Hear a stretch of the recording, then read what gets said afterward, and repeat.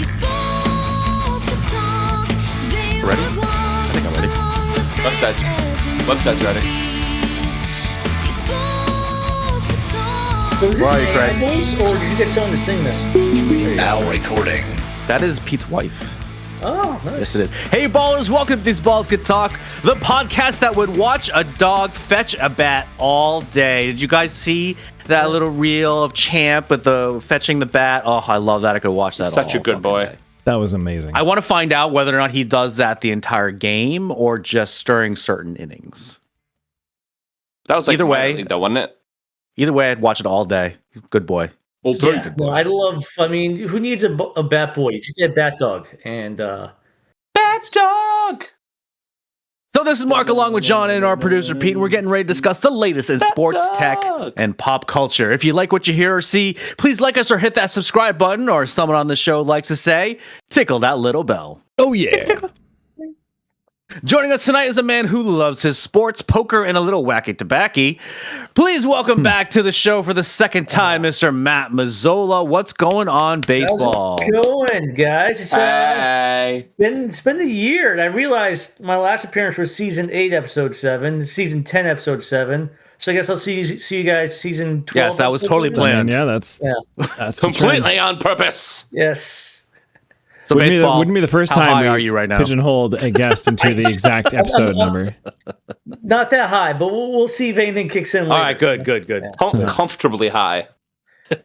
Oh, I get very comfortably high. There was this one rafting trip. I accidentally took way more edibles than because every time someone came, I took one with them, and there's like 5 people I did that with. So, and then they all hit at once. Yeah, it was a very relaxing. It was a very lazy boat raft ride right there. Oh, Okay. I love a little lazy road You're gonna trip. have to. All right. You're gonna have to clue me in on what that is because Steph and I took a gummy of something and it was not a good experience. Actually, this brand right here, these things are Not a sponsor. delicious. Yes, But you not could be. sponsored. But they could be. Could be. They could, but no, like they're actually like legitimately delicious. Like that, it's actually you have to be sure not to just remember they're, They're not candy. I order- not just candy. You know, I order my CBD through Charlotte's Web, which is equally delicious. The children's spider.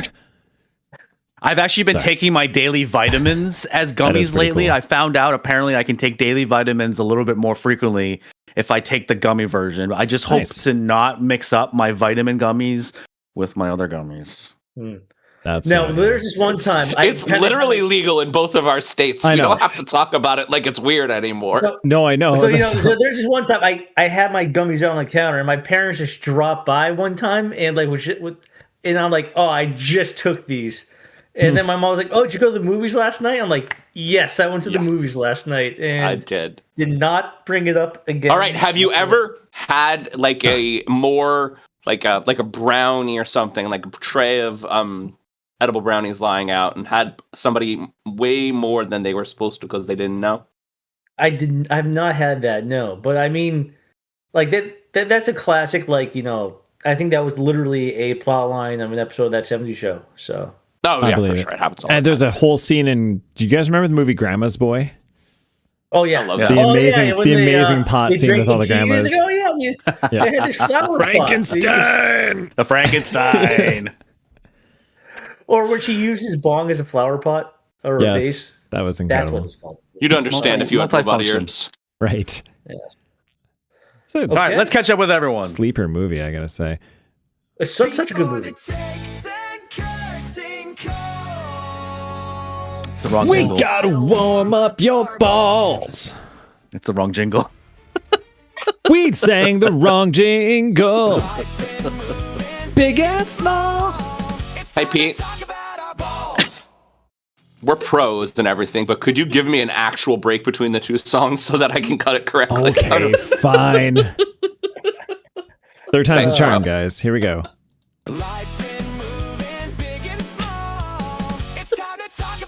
Balls. Sean, how you been? You guys, your favorite thing. It's your favorite thing because I had the show, right? Your favorite thing is to talk right up into a soundbite or like I just can't separate them. I know Pete does that one, but still. Yeah, I'll that's Get on it, get it. that's on me. I'm gonna be mad at myself later. We can't make it too easy on you when you're editing, John. 6 minutes left. 92-92. Nick Celtics. Just saying. Oh, they caught up. They did catch up. I mean, it's been So, close all this is game. what is new with John right now is he is intensely watching the Celtics and Knicks game right now. Okay, here's the thing. The Knicks this year, and probably the Celtics, it's fun to have a good team. And it was fun that the Giants weren't good this year, but they were still fun because they scored and they weren't pathetic. And that was fun. I noticed your shirt has Jackson Dart written on it thrice. Now, is that because of all the concussions, you had to remind yourself?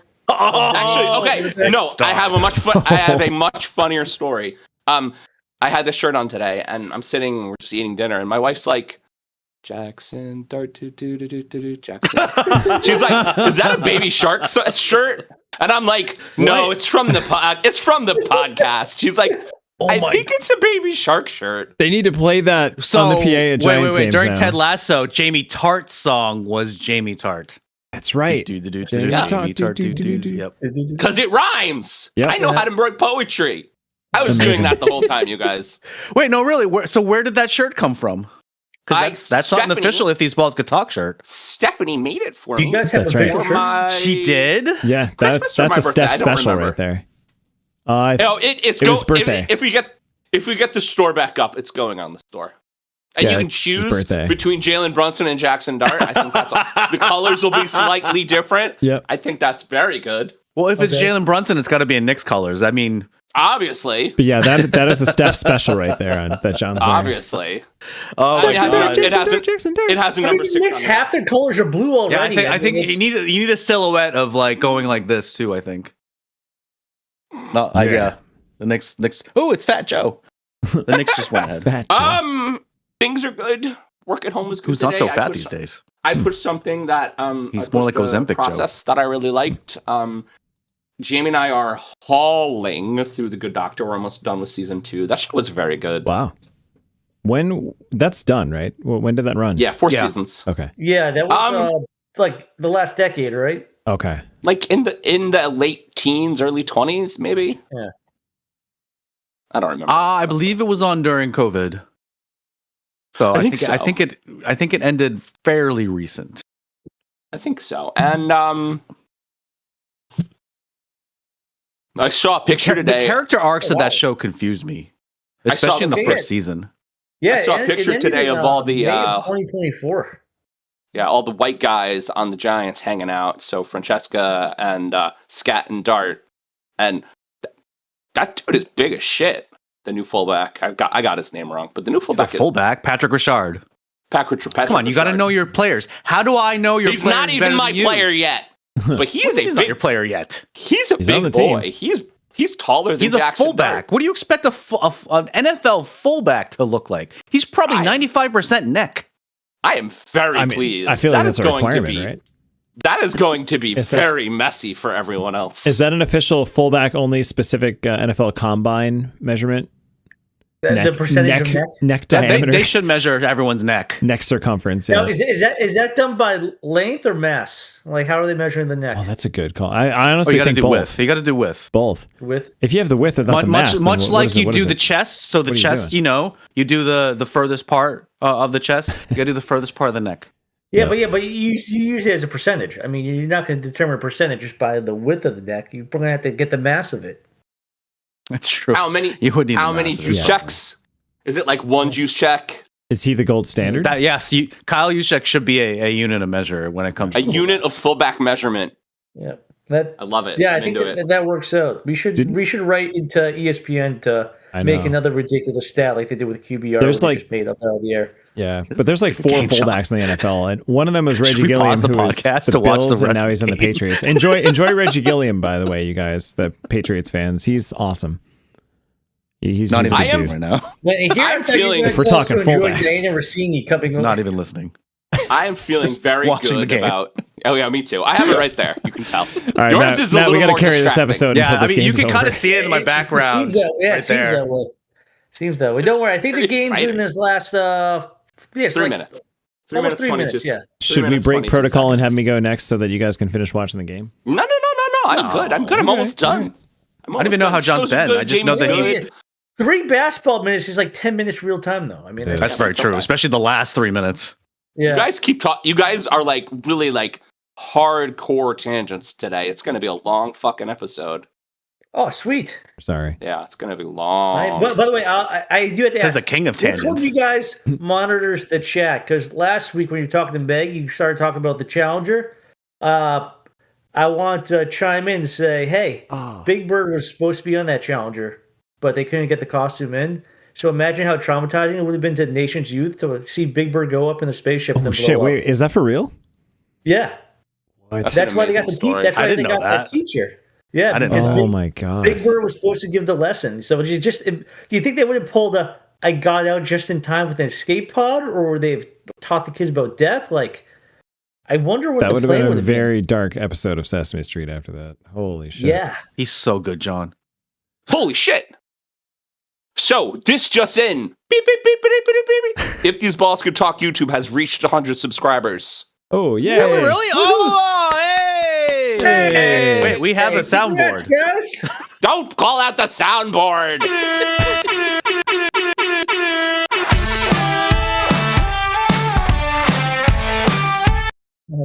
That's and as on much as that, we can legally do on that one. How you been, Mark? You know, I've been playing a little bit more pickleball lately, and the How are your knees, tennis old elbow, man? The tennis elbow has popped up again. So much to the fact that I am going to see a chiro tomorrow, and this chiro does what like dry needling and whatnot. Shout out to Dr. George's with Strive, if not a sponsor, but it could be. I'm going to be visiting tomorrow morning, and hopefully the pain kind of goes away and the inflammation and the soreness. It's because, kickball season is almost here, right, Matt? Is it? Yeah, you got to get yourself in tip-top shape, yeah. Now, wait, guys. I think it starts next week. Is next week the 17th? Oh, my Yes. God, yeah. Yeah, it's next week. Shit. No, guys. Getting ready for kickball season. Technically trying to get ready for this half marathon that I signed up for in a month. Make sure you rest up those cords too. By the way, we can't have you. We're gonna need you on a cat. Have you told these guys about the cast? I have not. What? I have not. Wow. I do.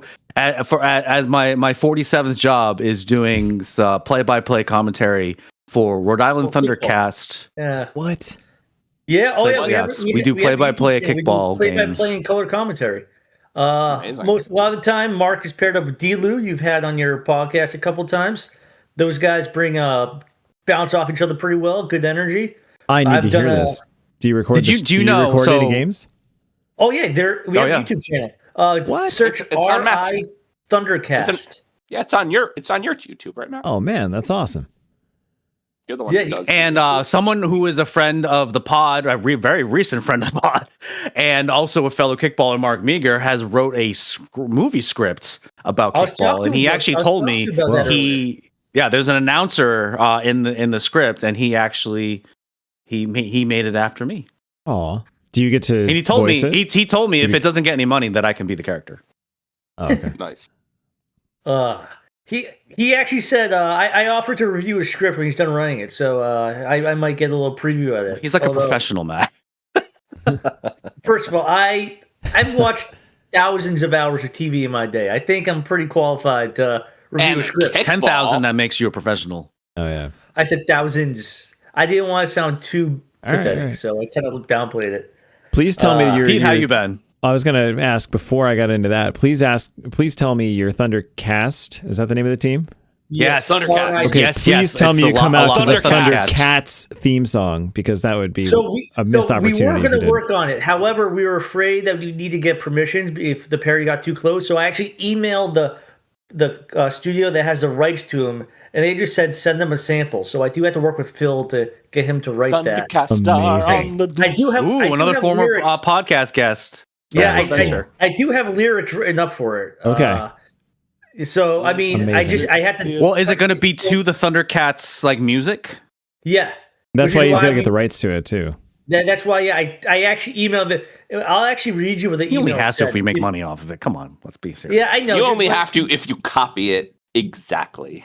Yeah, I think we should be fine. Just don't copy it, and just fine. don't get too famous. Yeah, just they change said, like one email. note. So I can better assist. Can you please fill out our sound recording request form attached? So I have a sound recording request form, just in case. Nice. Now, as we've segued into it, are we psyched for the He-Man movie? Yeah. I don't know. Okay, when is that coming out? Let's go back to the 80s. I haven't seen anything for it. Let's go back to the 80s.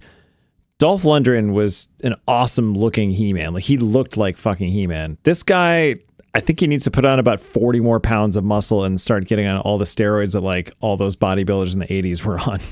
No, he has to be Alan Ritchson should be He-Man in all seriousness. He has to be handsome, and he's handsome. It's Nicholas Galantine. He's a very handsome boy. Yes, but Alan Ritchson should probably be He-Man. He's a handsome human being, and he's got the muscle. He's just too busy beating up his neighbors. Oh wait, have you? Wait, do you guys know that song by the Four Blondes? The ones that go, hey.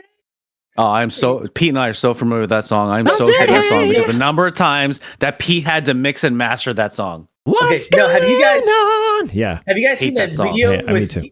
someone overlaid like He-Man singing those lyrics? Have you guys seen that one? No. Oh, it is. Just go to YouTube. Go. Hey. You'll see like a video with He-Man in the thumbnail. God. I'm sure. Watch that one. It is fantastic. Well, I don't have all right, we are getting way off. But all right, so it's all fine. So let's get to know our guest a little bit better. Right. That's right. It's time to warm up our balls. What? Before the takes and curtain calls, we gotta warm up your balls. During this segment, Pete will spin the wheel that will randomly select a question for our guest to answer. Are you ready, Pete? Yes, I'm a little bummed that I wasted my entire part of my segment there just talking about how He-Man is not muscular enough, but you know, that's how the show goes sometimes. I'm sorry, Pete. We're getting a little bit behind. It's okay. You know what? I did it to myself. Make sure to tag him on social media and make sure he sees that part of the clip. He's got to get back in the gym. He's got to get in the gym, man. We'll just CG it. Oh, Josh fucking Hart. Okay. Yeah. Matt, what are your road trip snacks? Oh, wow. Okay. I've been waiting for this question to come up. It's been on like 10 shows. So as you guys see, right now I'm eating a Reese's Peanut Butter Cup, specifically an Easter egg one because it was on sale because it's after Easter. Those are the fucking best ones. Oh, yeah, my God. When they go down to like 20 cents because it's just starting to get rid of them. Chocolate ratio. You really need a high ratio of peanut butter to chocolate, in my opinion. So anyway, however, how come there's never a chocolate bar that's wrapped in peanut butter? The chocolate bar is wrapped in peanut butter? The universe would explode. Wouldn't that be more of a peanut butter to chocolate ratio there? Sorry. No, that's called the payday. It's a different form of peanut butter. I thought payday was caramel. It's caramel and peanuts. It's peanuts. Yeah. Oh. And caramel. Hey, Spike Lee. However, you have the melting risk of regular Reese's, so I'll go with Pieces in that case. Oh, I agree with you on the Reese's Pieces. Yes, Pieces. Well, I gotta tell you, pieces or PCs. I think chocolate is really hard in the car. Well, I prefer saying Reese's Pieces because it rhymes. Even though I know it's Pieces. Yes. So no, it's not Pieces. It's Pieces. Reese's Pieces. So anyway, however, if I want to go healthier, I went to visit Jesse out in Colorado with Steve and his wife. Mark, you remember Jesse, I'm sure. Oh yeah, I remember Jesse. I didn't realize they were in Colorado now. Yeah, so and we went hiking and stopped at a convenience store. So I decided to get a healthy snack. So I got those veggie straws, those little veggie chip straws. So are those actually healthy? It says veggies, so obviously they have to. I believe you that they were bad. They're just bad chips. Some percentage of the matter that makes them up was at one time considered a vegetable. Yeah, and that's all that. That's what it really needs to be. I think that's how it hits its nutritional value. It may have been fried in vegetable oil. Does that make it a vegetable? Oh God! Yes, exactly. It's oil from vegetables. I mean, how can that be unhealthy? It makes no sense. So, if I want to go healthy, I'll go with the veggie straws right there. And typically, fucking Josh Hart. That's it. Yeah, that's it. I always like a good trail mix. Trail mix is okay. See, I have to be a little careful because I am allergic to nuts, so I can't remember those that have nuts. Oh yeah, you got to be careful with those then. Yep. So this the genesis of this question actually came from The Social, not a sponsor, but it could be. And that was one of the questions one of the bartenders had asked me, so I decided to bring it to the podcast. My questions, my answers were nacho. Actually, I'm sorry, pizza combos wrapped in pretzels, as opposed to the regular. Like that's my like savory that's John's snack. go-to too, isn't it? Yeah. I love pretty much get I'll pretty much get a combo wherever. I love. I love combos. That is the combos. best combo flavor. There's so much salt in them. That's probably why. Yeah. Well, I don't necessarily like the cracker ones. The pretzel ones are pretzel ones are so much better. Yeah.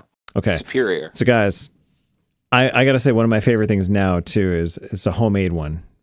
We call them protein balls or short pea balls, and I'm going to rifle off these ingredients.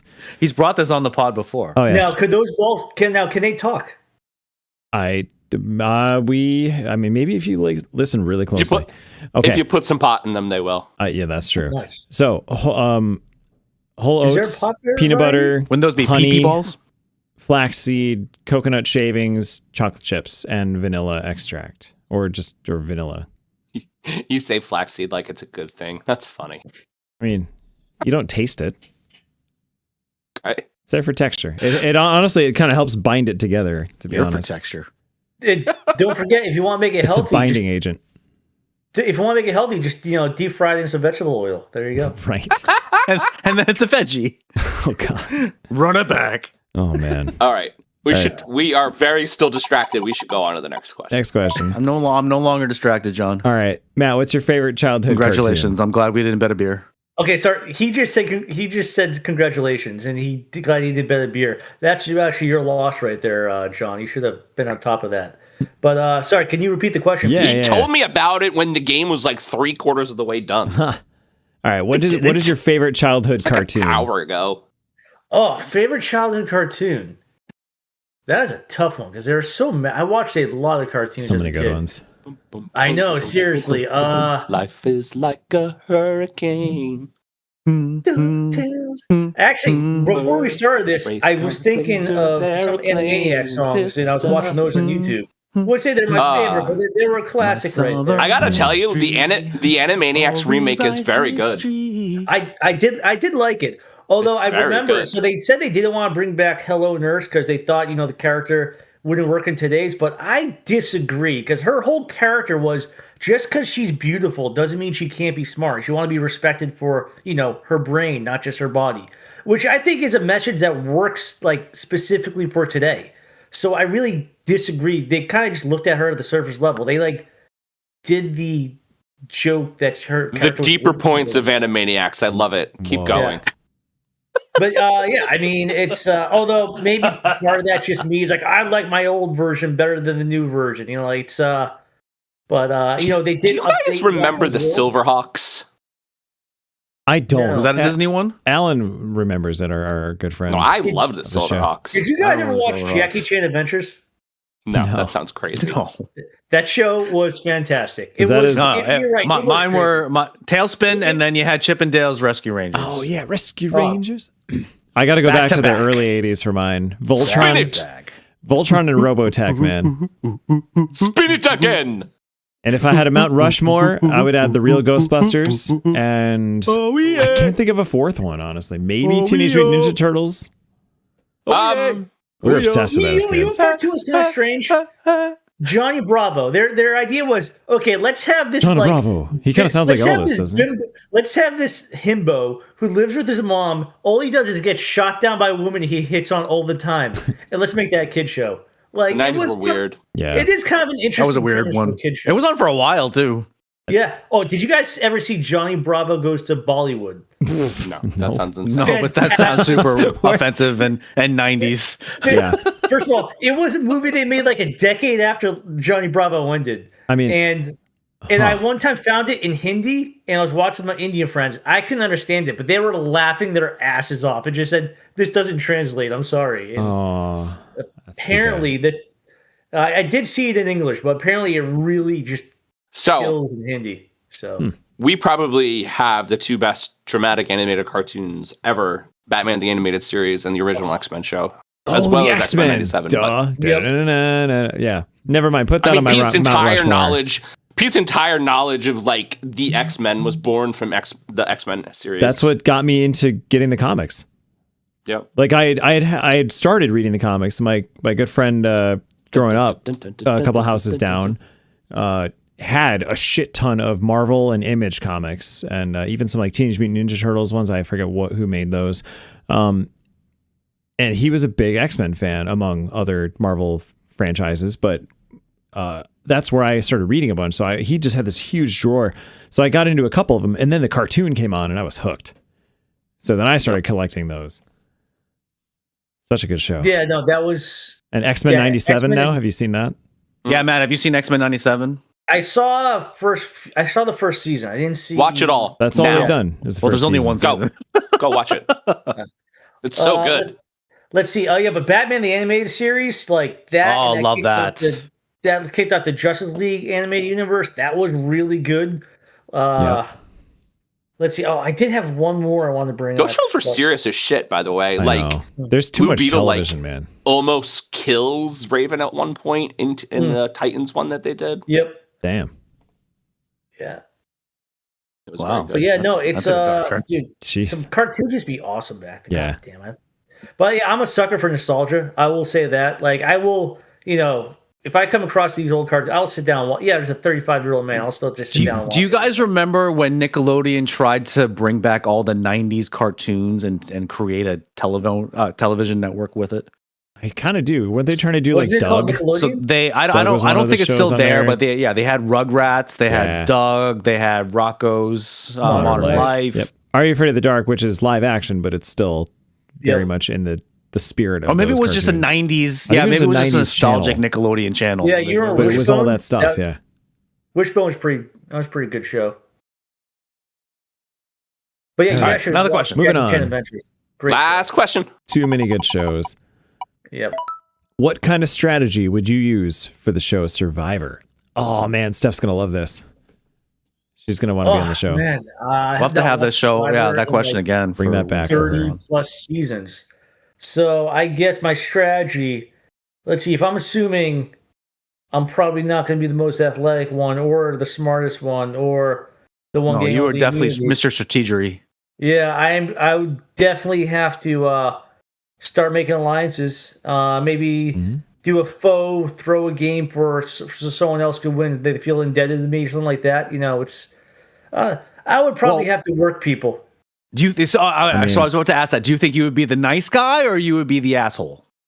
See, here's the thing: is I'd want to be the asshole knowing Survivor, but I just wouldn't have it in me. I would do something to undermine everything. The biggest, strongest dude never wins. No, because they're a target. Ever, because they're a target. It's the nicest person that always wins. Yeah. Pete is Steph nearby. Do you want me to go grab her? I could see. I don't think if she's nearby. Why don't you text her? Because why would you interrupt the show? All right, hold on. Yeah, you're right. My God, use your technology. I would be curious to see what her from my limited. I don't know, John. What do you think? Watching it, what would your strategy be? I mean, I am me. I would be me. I don't understand. You are the ultimate reality TV star. Does that mean you seduce everyone who's? You would. I saw John in his prime. You would seduce everyone. Would you be like, "Oh, sorry, did I bump into you? My bad." I mean, let's just say right now, like Pete used to do this thing when we played EA Sports games. He's like, create yourself, but like if you train for a thing for a full year. Yeah, I loved it when we did that. Right, and so like. The things I am good at are making people feel comfortable, and I think that's I was 5'6", and yet I could dunk a basketball, Matt. Hell yeah! Now let me tell you, in MVP baseball 2005, there was this rookie, Matt Mazzola. He could do everything perfectly. It was amazing. Was it really? Yeah, it was. That's it was funny. Incredible. He led the Red Sox to a 162-0 season. It was quite the year. Oh, so, I heard Steph's laugh. Here she comes. I don't. Just have we prompted her with the question? I don't want to give away my secrets in case I'm ever on Survivor. That's actually fair. Mic drop. That works. That's actually fair. Can you give us a little hint at least? You've got to be friends with people. Social game is number one. And with the bullet. Be friends with different alliances, but not let them know that you're friends with them. And cut people when you need to. You need to be vicious. But not be too smart, not be too stupid, not be too strong, not be too weak. Right in the middle. Right in the middle, but cut people when you need Be average. Be quiet. Even So, if Steph, I have a follow-up question. Thanks, son. I would say I have a follow-up question. Would you have a it? different strategy on the challenge Doug, than drink. Survivor? Did she hear that? Sorry, no, 'cause she was on the way No, out. because he has earphones on. Ah, Sorry. I was like, why are you talking to her? I thought she could hear us for a second. Oh, no. I want to. All right, I'll ask her that offline. Go ahead. All right, we need to move on. Okay. We need to move on. Steph answered It's for been me. a half hour. That's Let's 3 ride. questions. So are we ready Okay. to do this? Yeah. Yes, let's do it. And now Sweet. we hand things off to Pete for his returning segment.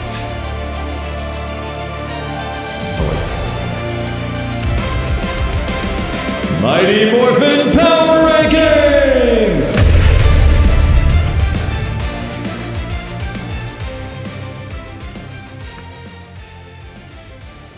I really got to get better at getting the script up faster. All right, the morphing continues. And at this point, some of these teams are just hitting random buttons and hoping for the best. Don't we all? Starting with the Elite Balls. The Thunder stay locked at number 1.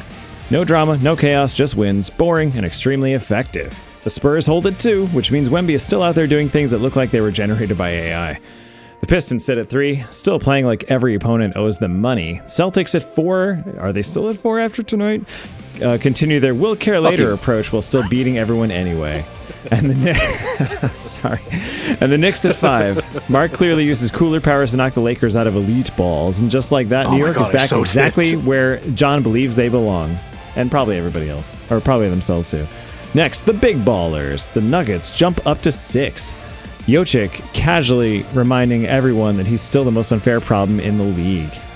Let me get the things up on the screen for you guys too, so you can follow along. The Cavs slide to 7. Defense still elite, offense still optional. The Rockets at 8 are just hanging around, but the young legs are starting to look a little less invincible. The Hawks jump into 9 like they just discovered momentum for the first time all season, and the Lakers at 10, yeah, they cooled off a bit, but let's not forget that 10-1 run just happened, so the are they back conversation is still very much alive. Next, bouncing balls, the vibe tier. Minnesota drops out of the top 10, and looks slightly less terrifying. The Hornets and Raptors are just taking turns being annoying. Philly continues to confuse everyone, and the Suns are still hovering like they're waiting for the right moment to matter. Next, flat balls. This is where expectations go to nap. The Clippers are stuck in neutral. Orlando can't build a momentum. Miami feels weirdly quiet. Portland is still in slow build mode. And Golden State this low. Guys, just feels historically incorrect.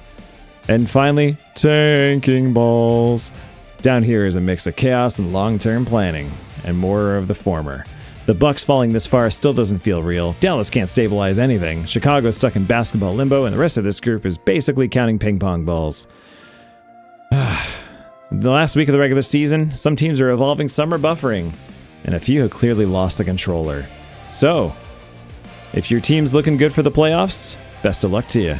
And this might be our last NBA Power Rankings, I think, so signing off. Hope you enjoyed it. And now I give it to the floor. Mark, that was just an incredible use of your powers.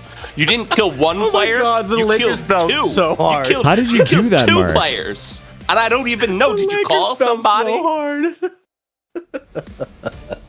Yes, I'm sorry, Laker Nation. You can blame me for both Luka Doncic 100%. and Austin Reeves going down with injuries.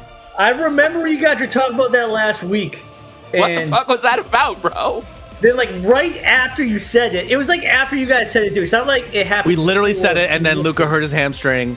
It was and then like Austin right Reeves. then. Yeah, it was the next day, Totally pretty much, kidding. after that went out. Ron is just like, I just wanted one more. You made LeBron James cry, Mark. I know. God Well, damn I don't it. fucking care about that. Well, I mean, you know what? Maybe this will kind of catapult his way back to Cleveland to finish his career. No. You know what makes you go 10-1 in March? a player scoring 600 points. That's what makes you go 10-1. No, they were 15-2 in March. That's what they were. 15-2 in March. 600 points, and that man, his leg fell apart because he played too much. So, I mean, he probably, and I'm actually a little bit surprised we didn't bring this up as a topic. Luka probably should not have been out there in the second half because he tweaked that hamstring in the second quarter, and he definitely did not look right. And you don't mess around with hamstrings. I'm sorry. When you're a professional athlete, you run around and whatnot, you are dependent on your hamstring. If you don't have a healthy hamstring, then you're non-contact injuries are the worst ones. When you see like somebody's knee or leg kind of wobble, you're like, he's fucked. Oh, it's the worst when you don't even notice it in real time, and you see the guy just come up limp, and you're like, oh no. But then you watch it in slow motion, you see that little, and the muscles just reverberate, or like, I hate that. That's it. I think I also saw. I think that was like his 64th game played. So it was injury. He's ineligible for the MVP. Just to add insult to injury right there. Which I don't think he would have won it. No, he wouldn't have won it anyway. He was definitely like at least in the conversation, but now he can't even be in the conversation. Do you think if he would have finished the season, I think he's ineligible to be first team too because of that. Yeah, that sucks. Damn. I mean, we're out of season now. So I think that the NBA has, I mean, at least the Eastern Conference has been very clear for a very long time. I mean, I think that the first like 5 or 6 seeds are pretty much done-ish, knock on wood. I hope Cleveland loses one of those, the game against Atlanta, but they've been hot. Yeah. I think you ranked Atlanta a little too high. I don't think Atlanta should belong to be in the top 10. They had been, but when you look at them on an individual basis, they're not really that good of a team. They're scrappy. I do love, by the way, and I've said this on the show before, that they got better by ditching Trae Young. They just kicked him to the curb. They shunned him to the Wizards, and now all of a sudden they're a contending team. Okay, scrappy works better in the playoffs in like every other sport other than the NBA. I think NBA is most of the 4. You're absolutely right about that.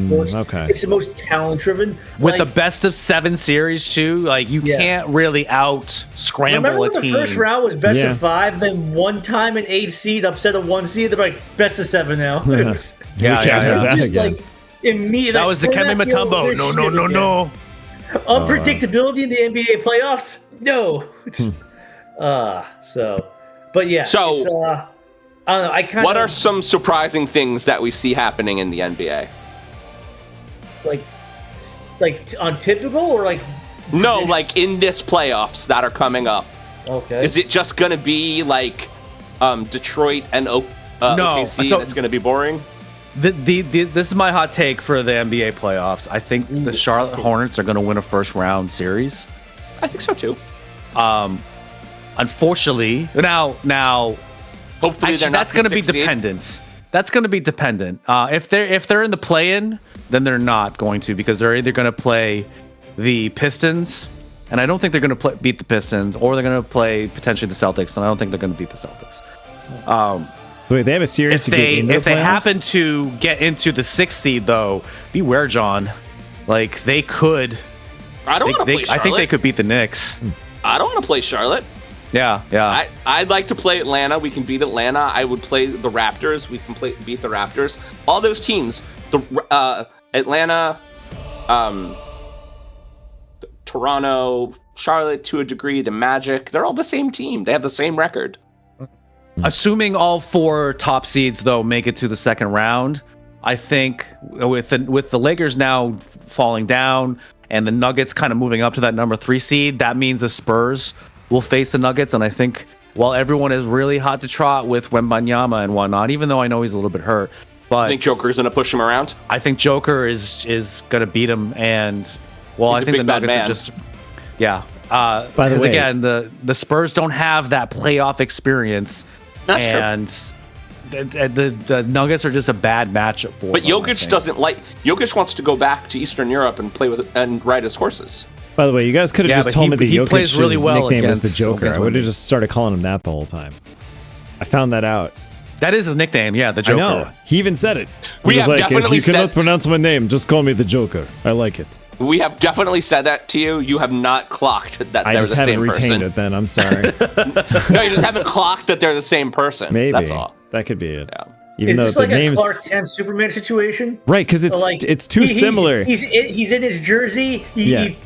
I just don't know. He's out of his jersey. You're like, yeah, where'd he go? Yeah, and the names are so close that it's like, no, they couldn't be the same one. That's too close. That's too obvious. Pete, he shot a fadeaway jumper over Victor Wembanyama last week. Damn. And I don't know how it went in.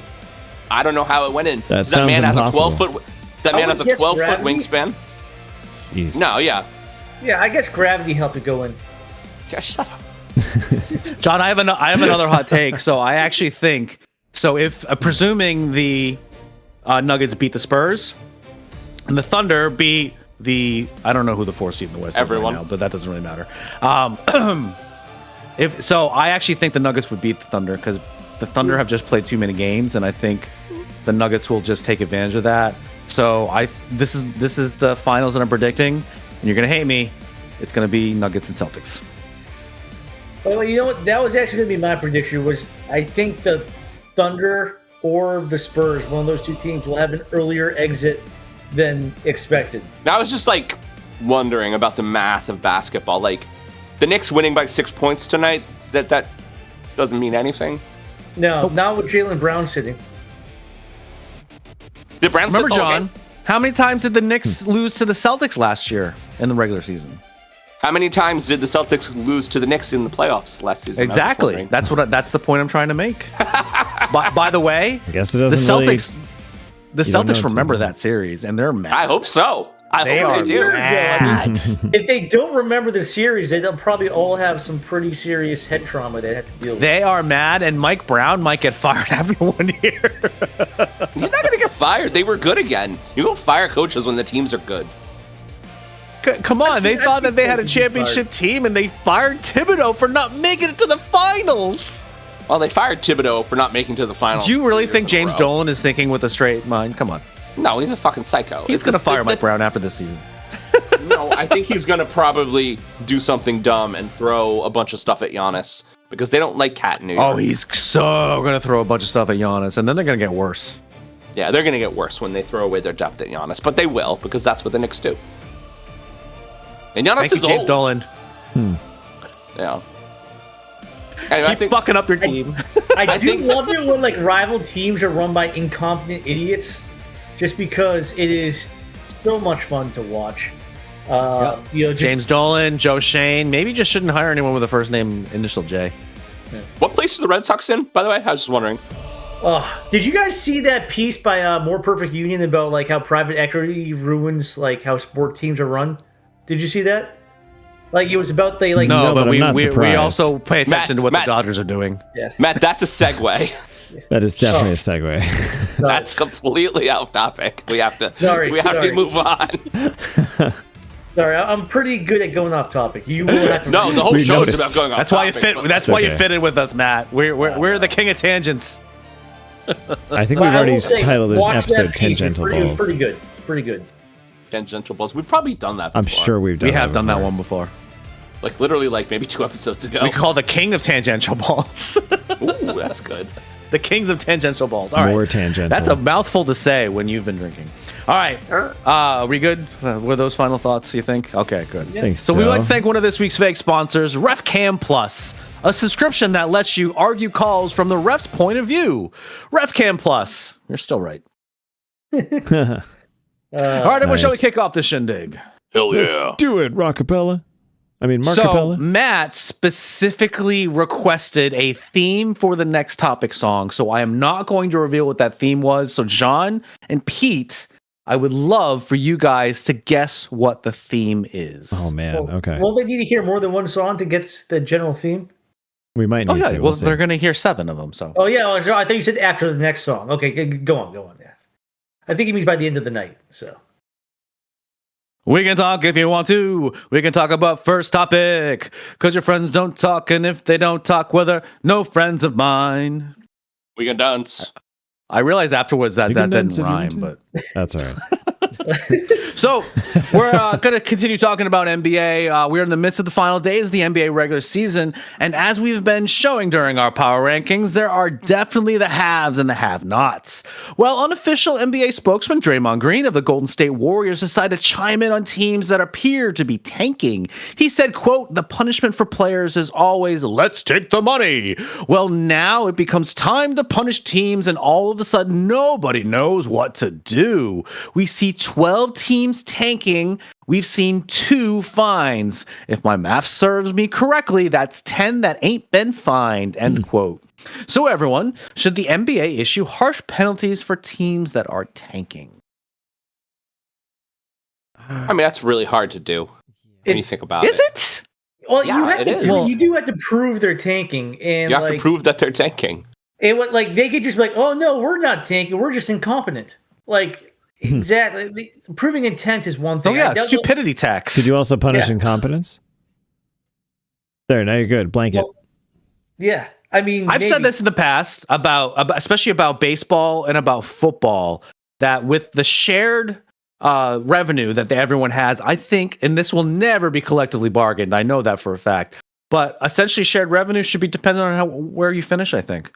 Yeah, I actually think it should be normalized by wins. I agree. Oh. Because then the teams that suck will be like, "Oh, well, I know, they'll never go for it. Okay, there should always be a floor. For it. Maybe it would just be bonus share revenue. I mean, then we have to think about something like the Premier League and relegation, and it's too rough. Well, this country will never do relegation, so what's the next best thing? Take their fucking money. Yeah. Now, Yeah, but then small markets will never be good ever, and they already are bad. You don't know that. So they will never be good if they have to get less money. Less money equals less good players. Less good players equal less good teams. Well, so as we were talking about with the playoffs, the NBA is a much more talent-driven league, and so if you don't have a top guy, like I think a lot of teams kind of give up like halfway towards the season when they realize we don't have the guy, so let's try to draft the guy, and you get a better chance. Now, I bitch about it. And still, I am a fair believer in the collusion in the NBA last season when the Mavericks gave up half season, shipped Luka away, and magically got the first pick over the Wizards, who were terrible. Remember when LeBron left Cleveland, and then the Cavs had like a 1% chance to get the number 1 overall pick, and oh my gosh, the number 1 overall pick. That's been happening a lot. You do realize at one point the NBA would do the lottery live on TV. So there was really no, I mean, I guess there's still a way you could fix it, but the chances of them fixing it were a lot less, I think, doing it on live TV. And now Yolanda Vega herself by the way, this team won the lottery. Guys, unless Yolanda Vega herself is running the balls machine thing, then I don't think it's legit. So Yolanda Vega. So I'll say this though, I actually think you can tie this to another issue, and this is something I don't think they'll fix, unfortunately, but they really should. Is good players get more calls than bad players, so teams with better players will score more points, almost based on just having better players. So if you just call less fouls, maybe let the game play a little bit harder than it is right now, it might be harder to tank because instead of a team getting like 30 plus free throws a night, they might go down to 18. And, that could be a potential 12-point swing. I'm not seeing the correlation between that. Well, you score more points, you're likely to get more wins. Football. So basketball. So you take away a bunch of free points you're just handing to the teams that really don't need the help. And then you're just inadvertently, you will be given the other. So you're saying the teams that are tanking aren't getting to the free throw line as often? Is that what you're implying?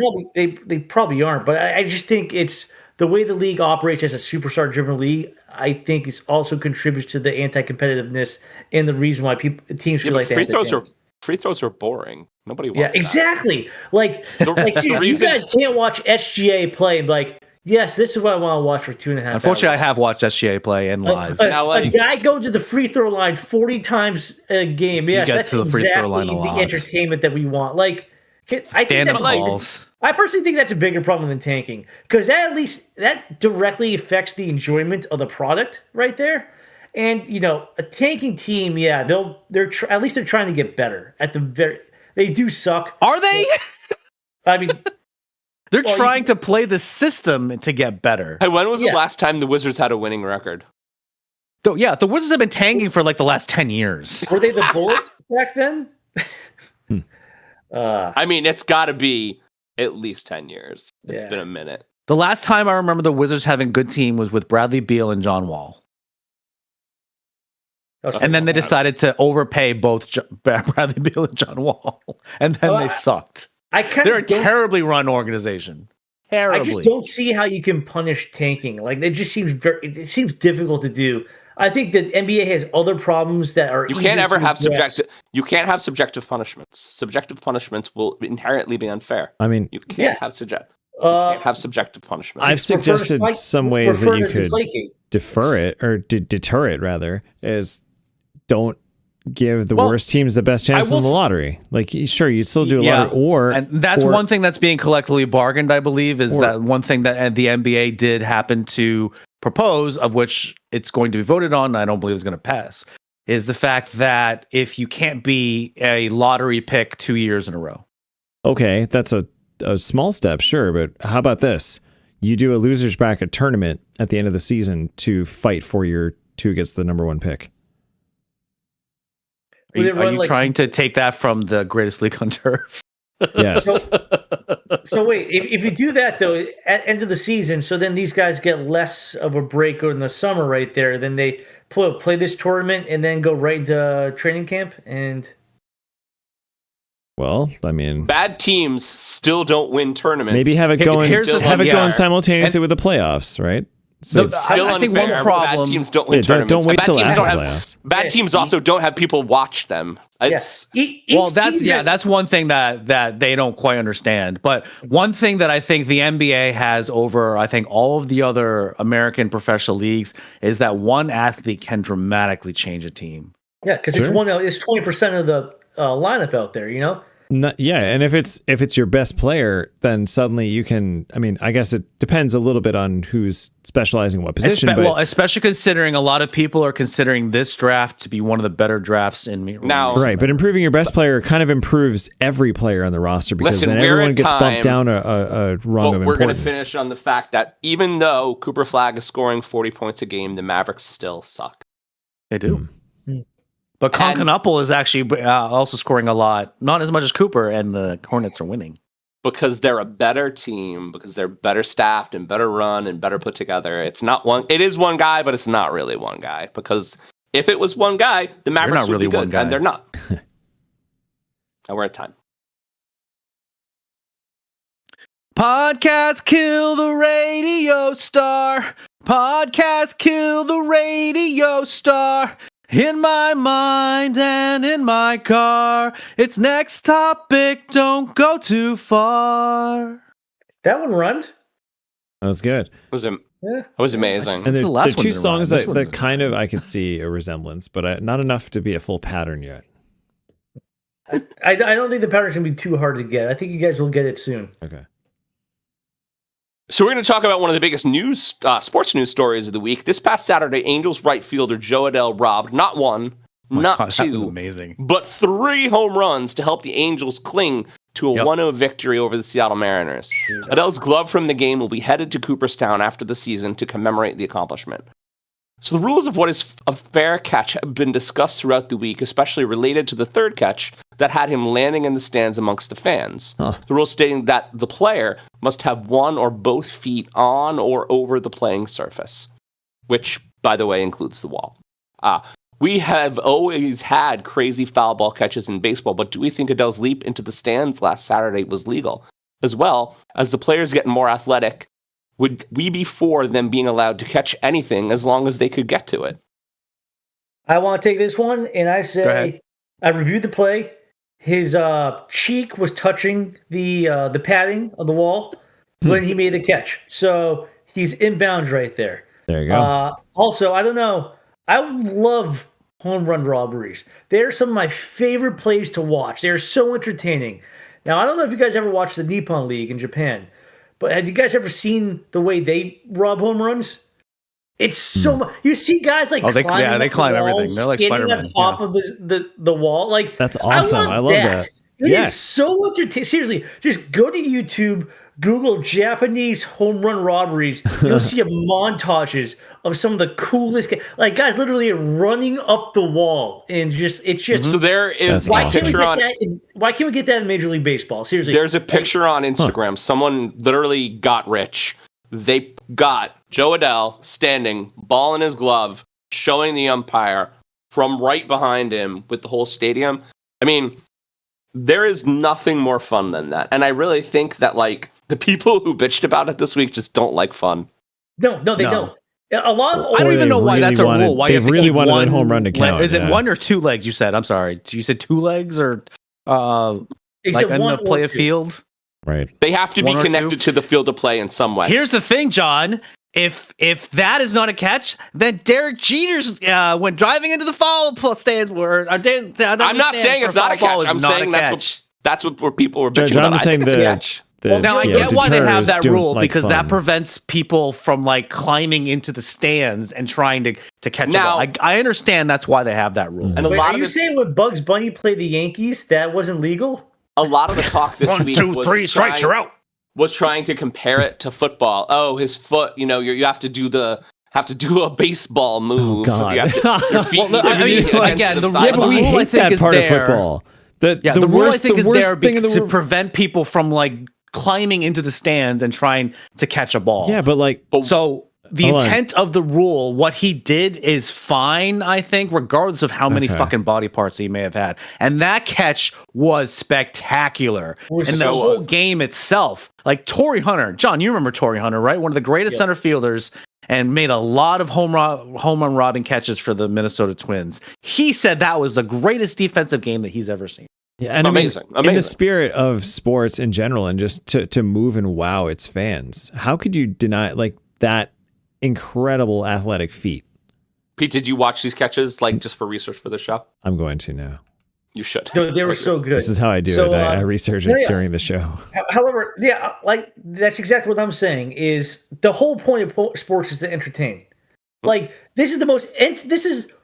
This and like walk-off home run or like go-ahead home runs are like the most entertaining plays of the sport. Well, I mean, baseball is not that fun to watch sometimes, right? Because there's like not a lot happening. Okay, but so I don't know about you guys, but I'm also kind of an old person, an old man when I go to a game. Like I score games when I go. Do you really? Yeah. Oh, I love scoring games. It's like it just 6-4-3. There's a special like. Yeah, there's definitely a true. Do you score your kickball games? But I do remember, so I've had people look at it. Actually, I score when I've had to score a kickball game. I scored it like baseball, but it's hard because there's 11 fielders sometimes. Yeah, I know. It's most of the. I was actually looking at some maybe because I was thinking about maybe doing it in the cast, but most of the ones you can print out only go to like 12. But a lot of the time, teams have like up to 16 or so players, which it's. Like MBK, who has like half the women in the league. Yep. But yeah, so I think we're on agreement that robbing home runs is fun, and those people who say no, that wasn't a catch suck and should just shut up. And and then everyone should just go watch Japanese league. Oh, he's on the wall because they are just the best. It's like there was a couple. I want that was connected to the wall. The one in the 9th inning where he robs Cal Raleigh at the porch. He does go into the stands. He does, but he's got the ball in his hands before he does that. Right. That is incredible. Minimum. That was a good catch. What's even better, I think, is the fact that wasn't a 1-0 game or something like that. It was really close. So those catches were clutch. No, I mean he literally won the game for them. Yeah. You know what? It's not figured. It's not like it was like a 10-2 blowout in the catches didn't matter. No, like this was a tight game. It actually mattered. Each one of those he if he's not playing, they lose that game. Him individually, if he doesn't play, they lose the game. Obviously, say that. I mean, what's very interesting too is Seattle is very good. 3 robs and a 1-0 game. Aren't. Holy shit! Anaheim is not a very good team, and Seattle is a very good team. So it's also very interesting. Yeah, guys, did that not? So that last one into the stands, did that not look like, how you envision what it looks in your head when you're like someone's tossing a football in a pool and you jump off the diving board and you're like, and then you somehow keep the ball above the water and you're like, yeah. That's exactly what he did when he's in the stands. It was an awesome moment. Just awesome. Yeah. And we are at That's time. the kind of stuff we dream about. Yeah, seriously. People who didn't like it can suck it. It's a great way. I like your attitude, Matt. All right, this might be one of my favorite Next Topic songs of all time. Ready? Oh, wow. Okay. If I hadn't been for Cotton Eye Joe, I've been married a long time ago. Where's the next topic? Where did it go? Where did it come from? Cotton Eye Joe. That was great. Songs you hear at a baseball stadium? Nope. How about at a wedding? No. Nope. Although I will say this. When was the last time you heard Video Killed the Radio Star at a wedding? Somebody that works at MTV? I don't know. One time I was at a game at Fenway, and they're doing like the kids cam thing. They're putting a camera on kids. And I don't know who was in charge of the music at that time.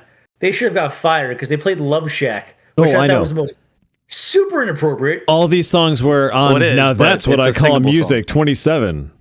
No. No. Damn. Okay. All right, so if you've been a fan of NFL football for a minute, then you remember the start of the 2012 season when they used replacement officials. Then we got the renowned Fail Mary when Russell Wilson threw up a bomb at the end of a Monday Night Football game against the Packers, and two referees made two different calls. This could become a reality again as the referees union are in the midst of negotiations with the league. With the current agreement ending next month, and both sides seem to be well apart. Now, everyone, do we think the NFL will open the season with replacement referees? Yes. Referees don't have any leverage. The points I want to make in your opening statement. So about how they don't have leverage. Yeah, I mean, the NFL won't listen to them. No, they don't have leverage. They'll just get different ones. Exactly. Like they tried that, and the product was horrible. Yes, yeah, but the problem is the NFL doesn't give a flying fuck. Millions of people still tuned in, so they're still made all their ad revenue. Make money or don't make money. Yeah, right. Heaven forbid we spend, guys. I'm sorry. That heaven Fail forbid Mary, we pay a living wage to full-time referees. Do you guys remember the Fail Mary? For the most profitable sport in the world. Or that's one how of the memorable it was. Maybe the next game, the very next day, the NFL made an agreement with the referees. Yeah. The very next day. So I agree with you, and I don't want it to last. I mean, I try to look at some of the things they were disputing over. So the refs union, what they want is to increase every year higher pay increases. NFL is offering like 6.5. I think they want 10. NFL can do 10. Give them that. And however, NFL can do 100% raise. Yeah. And then the league also take out Goodell's paycheck. Okay. Oh yeah, fuck Goodell. Okay. The league also wants postseason games to be earned by performance, not seniority. Fuck Goodell's balls. I'm on the league with that one right there. I like that. That's fair. Yeah, that's fair. That one. Seriously, give the refs the higher pay, but say but you know what? We're going to go with performance, not seniority. I mean, that's. And then there's another one. Apparently, the league wants the probationary period go from 3 years to 5 years. And I guess the refs don't want that. I think that's stupid because while I think there's a stigma out there about how bad the NFL officiating has gotten, I actually think out of all the sports, I'm sorry, not including hockey. I think hockey probably has the best officials. They seem to be the least egregious. Like they make a mistake, but like a lot of the time they hopefully swallow their whistles. So it's. Especially during the playoffs for hockey. But football, I think, probably after hockey have the best officials. Yeah. Yeah. So they should get money. I'm sorry, the NFL is just fucking making. They can afford full-time referees. Okay. Yeah. The owners fighting over wages is ridiculous in this situation because it will cost the league nothing. It's a rounding error how much they would have to pay these people. They would not even notice it in the balance. I don't want to see replacement refs. I don't want to see replacement refs. Stupid. All right, fucking Goodell, do your fucking job and hire the fucking the main officials. All right, and if you have to make them actually employees of the NFL, then do so instead of all this part-time crap. I'm not gonna lie, I hate Roger Goodell just so much. I hate Roger Goodell too. He's an asshole. Fist bump, Matt. Fist bump. Yeah. I mean, dude, because as a Patriots fan, I can hear people like Spygate to Fakegate. But I mean, here's the thing: with both of those things, Spygate. It was his second. It was overblown. It was his second year in the league. You see, he's this big bad authoritarian commissioner. He's basic prison yard psychology. What do you do to gain respect? Anyone? What do you do to gain respect in prison? Yeah, the biggest guy. Yeah, exactly. The Patriots were the biggest guy, so he had an opportunity to go down hard on them. I was going to say, just have the best stuff that you smuggle up your butt. He went down hard on them. That you can't get in the commissary. What kind of prison you anyway? Yeah, and then again with Deflategate. You guys remember what happened earlier that season? That same season was Ray Rice beating his hit his girlfriend. Yeah, he smacked a bitch and got. And then also Adrian Peterson with his beating his kid situation. That also happened that same season too. Well, those are fine as long as they didn't smoke any pot, because that would destroy the precious opioid company agreements. Shit. Yeah. And then, oh my God, the deflated balls fell into his fucking lap, and there's the Patriots again. So obviously, once again, he needed to save his reputation. Hey, Patriots are still pretty big guy. Using deflated balls is worse than smacking a woman in an elevator. I do have to say, Roger Goodell. Every non-Patriots fan, though, in the NFL thought the deflated balls thing was the most fucking hilarious thing ever. And John made the best fantasy football team name of all time out of it. I did. Chronic Master Deflators. My the only thing that Roger Goodell has done for the league is just made everyone richer. I don't think he's made the game any better. Dude, I think anyone did. That's he hasn't. Giving a freaking dude, fuck it. It's like giving this.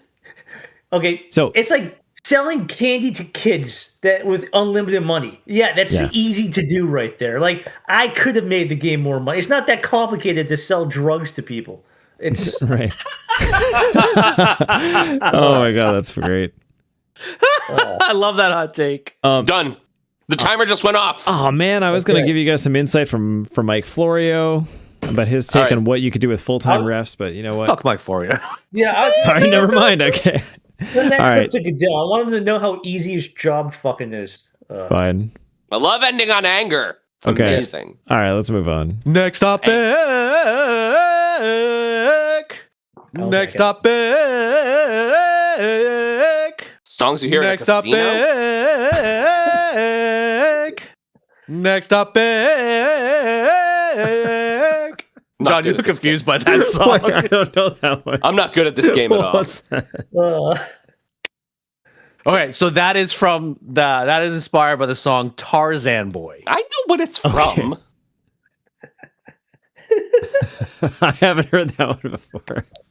It just took me completely by surprise. All right. So from one group of refs to another, the beginning of this 2026 MLB season is underway, and with it, start of the age of the robot umpire. Hitters, catchers, and pitchers can now challenge balls and strikes measured against the batter in real time. In each case, the strike zone is the full width of the plate, with the strike zone set between 27% and 53.5% of the player's height measured at the beginning of this year. Teams will get 2 challenges in a game, which are only lost if a call is challenged and it stands. So how does the existence of a called strike challenge change the way players approach certain situations? And do we like the current robot umpire system? And how would we like to see it improved? So one thing I wanted to look up, because I almost did this topic too, because this has been a big thing in baseball. There's a whole strategy involved with, hitting your helmet and calling for a looking at how the robot umps look at the whether or not it was a ball or strike. And I wanted to look at the overall success rate of that happening. It's like whether or not a call was overturned.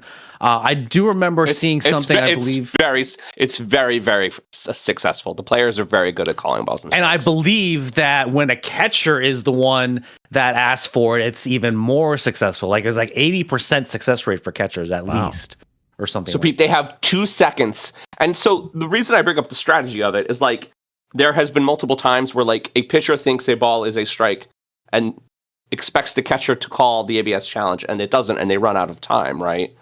And so, and then there's also situations that are happening where players are at the end of the game and maybe a leverage situation, and there is a last call and they have a challenge left. So why not call it, right?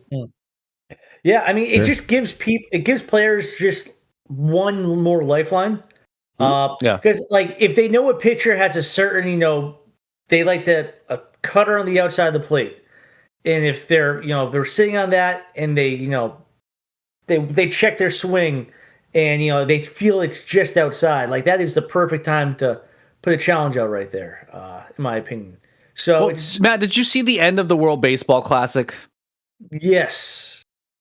You saw how low those pitches were that were called strikes? They were pretty bad. Those were not good calls. I'll say that. I know even though the U.S. benefited from one of those really bad calls. Yeah. So, although I will say this, back in the past, I was kind of against like this sort of robot umping because I felt like there should be some human element in the game. But after living through so many bad Angel Hernandez games and seeing how CB Buckner has started this season, I'm like, poor CB Buckner. Oh my god! Fuck CB Buckner. Yeah, dude. Although I will say this, do you guys remember what it seemingly was like the straw that broke the camel's back for the to get the replay implemented? It was what?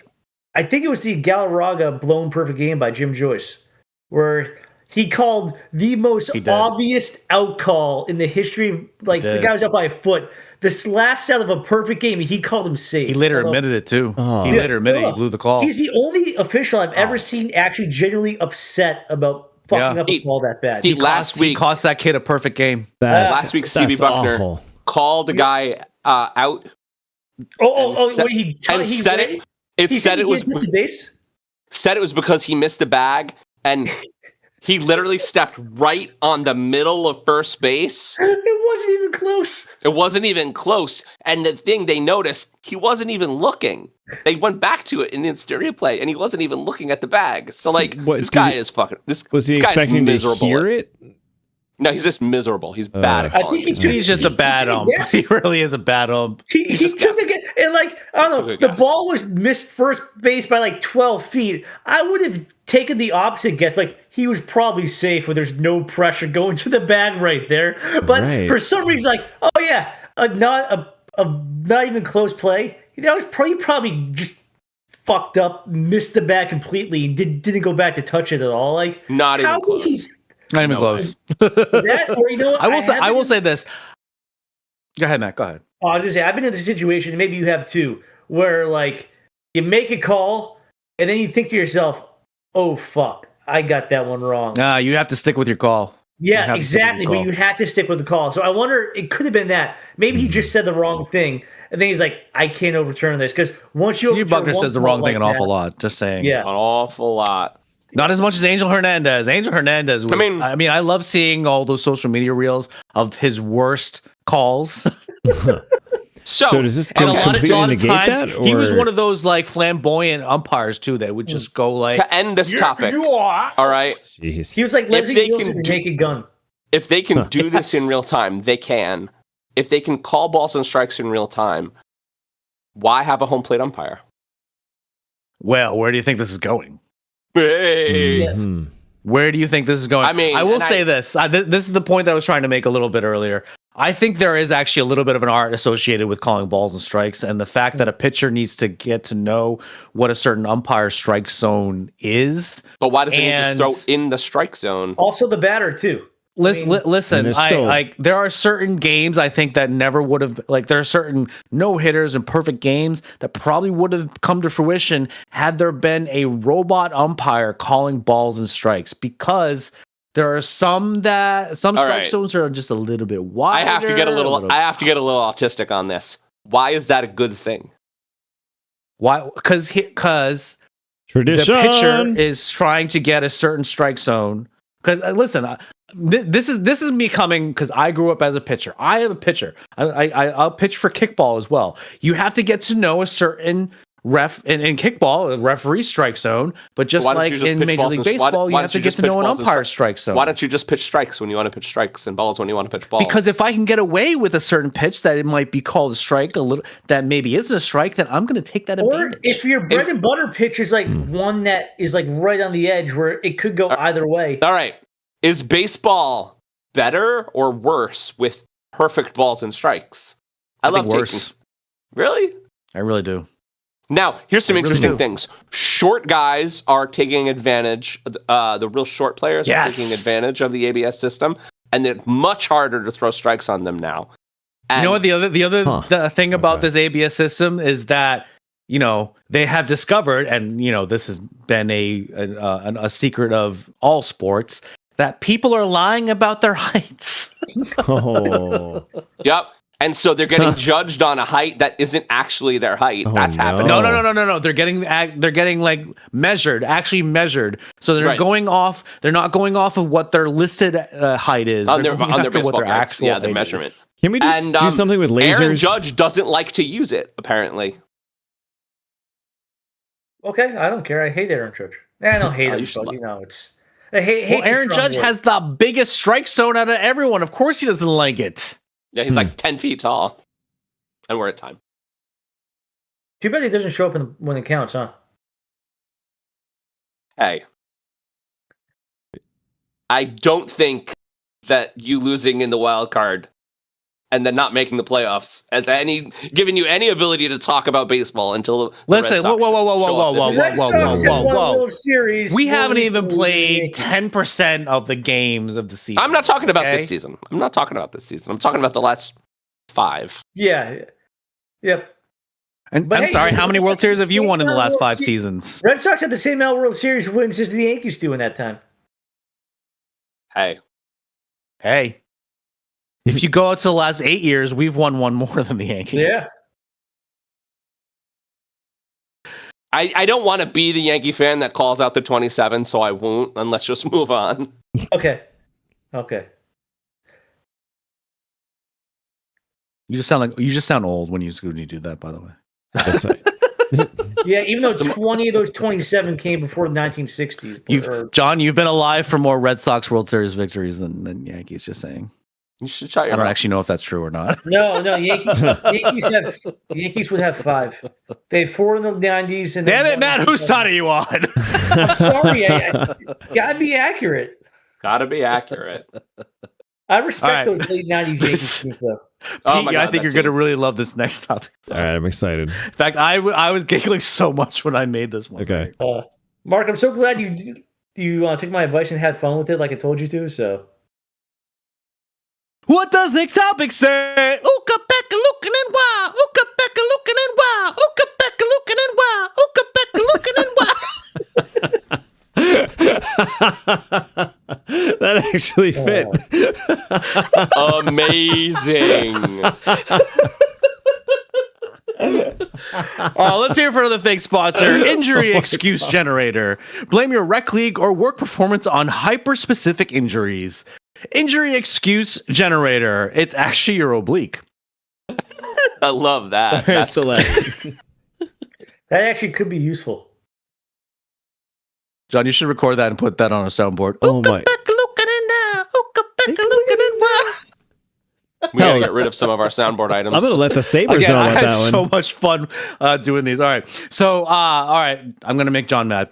Dexter Lawrence II is not a happy camper right now, and it is providing the first hurdle for new head coach John Harbaugh. He may not have handled it the best, as he said in a recent press conference that everyone is tradable, although he may have just been doing that in jest.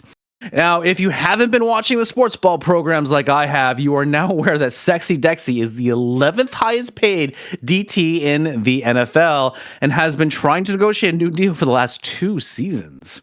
He has become so frustrated with the process that he has now formally requested a trade. So everyone, is Dexter Lawrence truly seeking a trade, or is this from the Myles Garrett school of thought? He's trying to get more money. Yeah. Now, if he gets traded, the answer. I mean, I think he's really pissed off at the Giants. I'm sure he is. Yeah, he's trying to get more money for a while now, like you said. So obviously his goal is to get more money, but I also don't think he'll be too depressed if he gets traded, especially if he gets traded to a good team. You think he's actually going to get traded, though? I don't think so, but I'm saying there's no way he gets traded. However, I think he would be disappointed if you were. And you know what? The Giants could probably use the haul they would get back to help rebuild. Like, are they going to win in the next 3 to 5 years, do you think? It actually might be something they should consider. John, what do you think about that? Open a can of worms, I don't think they're going to win. I think they're going to be better next season. And better is very subjective, but I think they might 4 wins. Better than. I mean, Definitely I don't better really than think that. it's subjective. You have to win more than 4 games. I think they can definitely be better I think than that. they are better on paper. I thought they were better last year. I have You did say they're going to win 8 games last year. No, I have increasingly, and they should have by the everybody You know what? I stayed healthy, believed they you might too. have. I believed you too. Shut the fuck up. They should have won 8 last year. They lost. You know, the Chiefs 2 seasons ago, they won all the 1-score games. Well, the Giants lost all the 1-score games, Well, and there was 5 of them. What, a 27-point lead in like a fourth quarter? Yeah, that was a disaster against They Denver. blew 5 10-point leads. No, last the year. one The against Denver was the secondary worst. is fucking terrible. Because I don't think Bo Nix is Exactly. actually that good. Terrible. And to And- blow but, that, Resident sideline and Giants reporter Jonathan Campagna. What do you feel the Giants should do with Sexy Dexy? I think that they're going to keep Dex, but they're going to trade Kayvon because I think Kayvon's contract is going to be untenable. Because Kayvon is definitely watching this, right? Kayvon is definitely watching, and Kayvon's been on the block literally the whole time. So we're going to know a lot about what happens to both Kayvon and Dexter Lawrence. Oh, it's Jamie. Hi, Jamie. By who they draft in 2 weeks. If they draft Sonny Styles, then Kayvon's probably gone. If they draft Caleb, Can Jamie sing something from Beauty and the Beast for us? Do you want to sing on the podcast? Make She it does copyright not. infringement. But she does want to hug me. But I think that it's the plan. And I think that, honestly, Harbaugh is too much of a pro to let any of the grumblings of players. All right, go ahead and hug your daughter. Now, of course, this is a this is a ploy, and that Dexter Lawrence, while he obviously wants more money, and the Giants are going to give him more money. Kayvon Thibodeau getting traded is kind of a really hot take to me. I don't think that they really want to trade him, but he's going to be expensive, right? I don't see a way. You also have to pay potentially Abdul Carter in a few years, right? No, we got time on him. Neighbors and Jackson Dart. You're going to get expensive, so you're probably right in the fact that they're going to have to trade one of those. And out of Sexy Dexy, Kayvon Thibodeau, Malik Neighbors, and Jackson Dart, who are you going to get rid of out of those? Well, 4? Neighbors and Dart we still have we have Neighbors for 3 more years and Dart but for those 5 more contracts years. are common. They're going to be big. But I'm not even talking about that. I'm talking about 26. I'm talking about 27. And in 27, Dex and Kayvon need to get paid, and they have to choose one. Why do you think they have to choose one? Because they can't afford to have both of them. They're rebuilding the right now entire the team. Giants only have $6.4 million in cap space. I mean, they'll rework some contracts, but you can't rework everything to increase $6 million to enough to sign free agents and your draft class. So yeah, they're gonna have to get rid of some. Yeah, I'm looking at over the cap right now, and the Giants definitely need help in both the second and third levels of their defense. Like they tried with what's his face from Miami. I don't remember what his name is. The safety. They got a lot of. They pretty much restocked the whole backfield. So all the safeties are new. I mean, they need secondary help. Unfortunately, they need linebacker help too. What is it? Parker Washington. I thought the linebackers are pretty good. They got the guy. Their linebackers are pretty good. They got Okeraki's pretty good. Better like run stoppers. Sorry, the thing is going. They were terrible with run. No, the secondary is horrible. That's why they lost the Denver game. Yeah, the secondary is bad. Yeah, they're winning by 3 touchdowns, and they're playing cover 6 for 5 fucking minutes and getting picked apart. And just touchdown after touchdown after touchdown after touchdown after touchdown because the secondary is fucking horrible. And so the Giants are truly not doing cover 6 then. The Giants need to start trying to win games and not trying to lose games. But I think now that everyone's gotten fired and we've gotten professionals in every position, I think honestly, nobody liked the Nagy choice, and I wasn't super hot for the Nagy choice. I really want to know, like, is Matt Nagy going to really do something with Jackson Dart this year? Nagy's a professional. He was on the Chiefs. The Chiefs are good. He was also the Bears head coach at one point. The years he was there, though, I mean, they were not the same Chiefs after Nagy got there from when before he was there. Like, yes, the Chiefs clearly got worse with Nagy. I mean, Rashi Rice also decided to be a criminal. Yeah, I mean, the enemy decided to leave. Argue, everyone's getting older, so obviously there will be some hits, and the to the talent anyway. So I guess we'll see how the Chiefs perform this year. I am going to have trust in John Harbaugh, at least for the beginning of the season. I think. But you also have Joe Shane in front of you as your. No, he's not. Yeah, he's on the fucking scouting team. Now. Shane is a figurehead. Homeboy got demoted. Yeah, I would imagine Joe Shane is doing real. the same thing he was doing on the Bills when he was the assistant general manager. Right. Pretty much. That is his role on the Giants now, despite his title being general manager. Right. Fuck you, Joe Shane.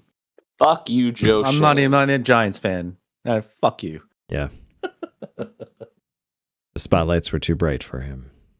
I mean, last season, you look at the Giants last season, okay? And they tried the Russ experiment, which failed miserably, like Pete called. Horrible. He said, Russell Wilson's a bad quarterback. He is. He's a bad quarterback. He's just old. He's washed. He's done. Some of his throws are so hilariously bad, too. Then they put in their shiny... It's sad because he used to be such a dime thrower for long balls. He had such a pretty long ball. What happened? When a pretty long ball, he didn't throw dimes. He just when Dart got the concussion and they let Russ throw the ball twice. He went to the medical tent to drag Jackson Dart out to get back out there because Russ threw the ball directly into the dirt in his first attempt. Yep, twice. That was pretty funny. I was like, shit.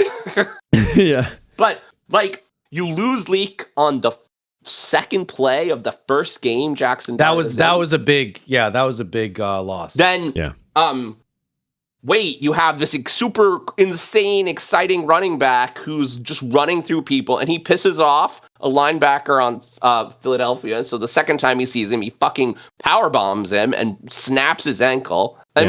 So you pretty lose much your a hip drop tackle, wasn't it? It was a hip drop tackle. You lose your wide receiver dirty. one. It was dirty in my opinion. So it looked horrific watching that. The NFL is worse without Cam Scatterbo because Cam Scatterbo is fun as shit. Yeah. Fun as shit. But the way Cam Scatterbo plays is kind of, part of that too. Yeah. The guy runs with head first into everything. It does. It is amazing. He does. I heard a really interesting thing about defensive lines reactions when you play Derrick Henry. He makes linebackers tired because he's just constantly fucking attacking them and hitting them, and he's a big guy. I don't know if Scatterbo though has the same body. Now, Cam's not a big guy, but you know who a big guy is. Nobody has the same body frame as Derrick Henry. It is, yeah. So that is a investment. So that's also why I think they might go offensive tackle. You're all in on the New York Ravens, aren't you? Yes, I am. That's an investment in Jackson Dart and Cam Scatterbo. I mean, they literally got him a toy, and I'm done. Okay. Oof. All right, Pete. I think you're gonna love this one too. Man, all right. Although I'm gonna have to actually make out with my microphone on this one. Okay. Because it's low. All right. Once there was this guy who got into Next Topic and couldn't come to podcast, but when he finally came back, he won't stop talking about the fucking Knicks. He liked to call for Jalen. He would play so hard.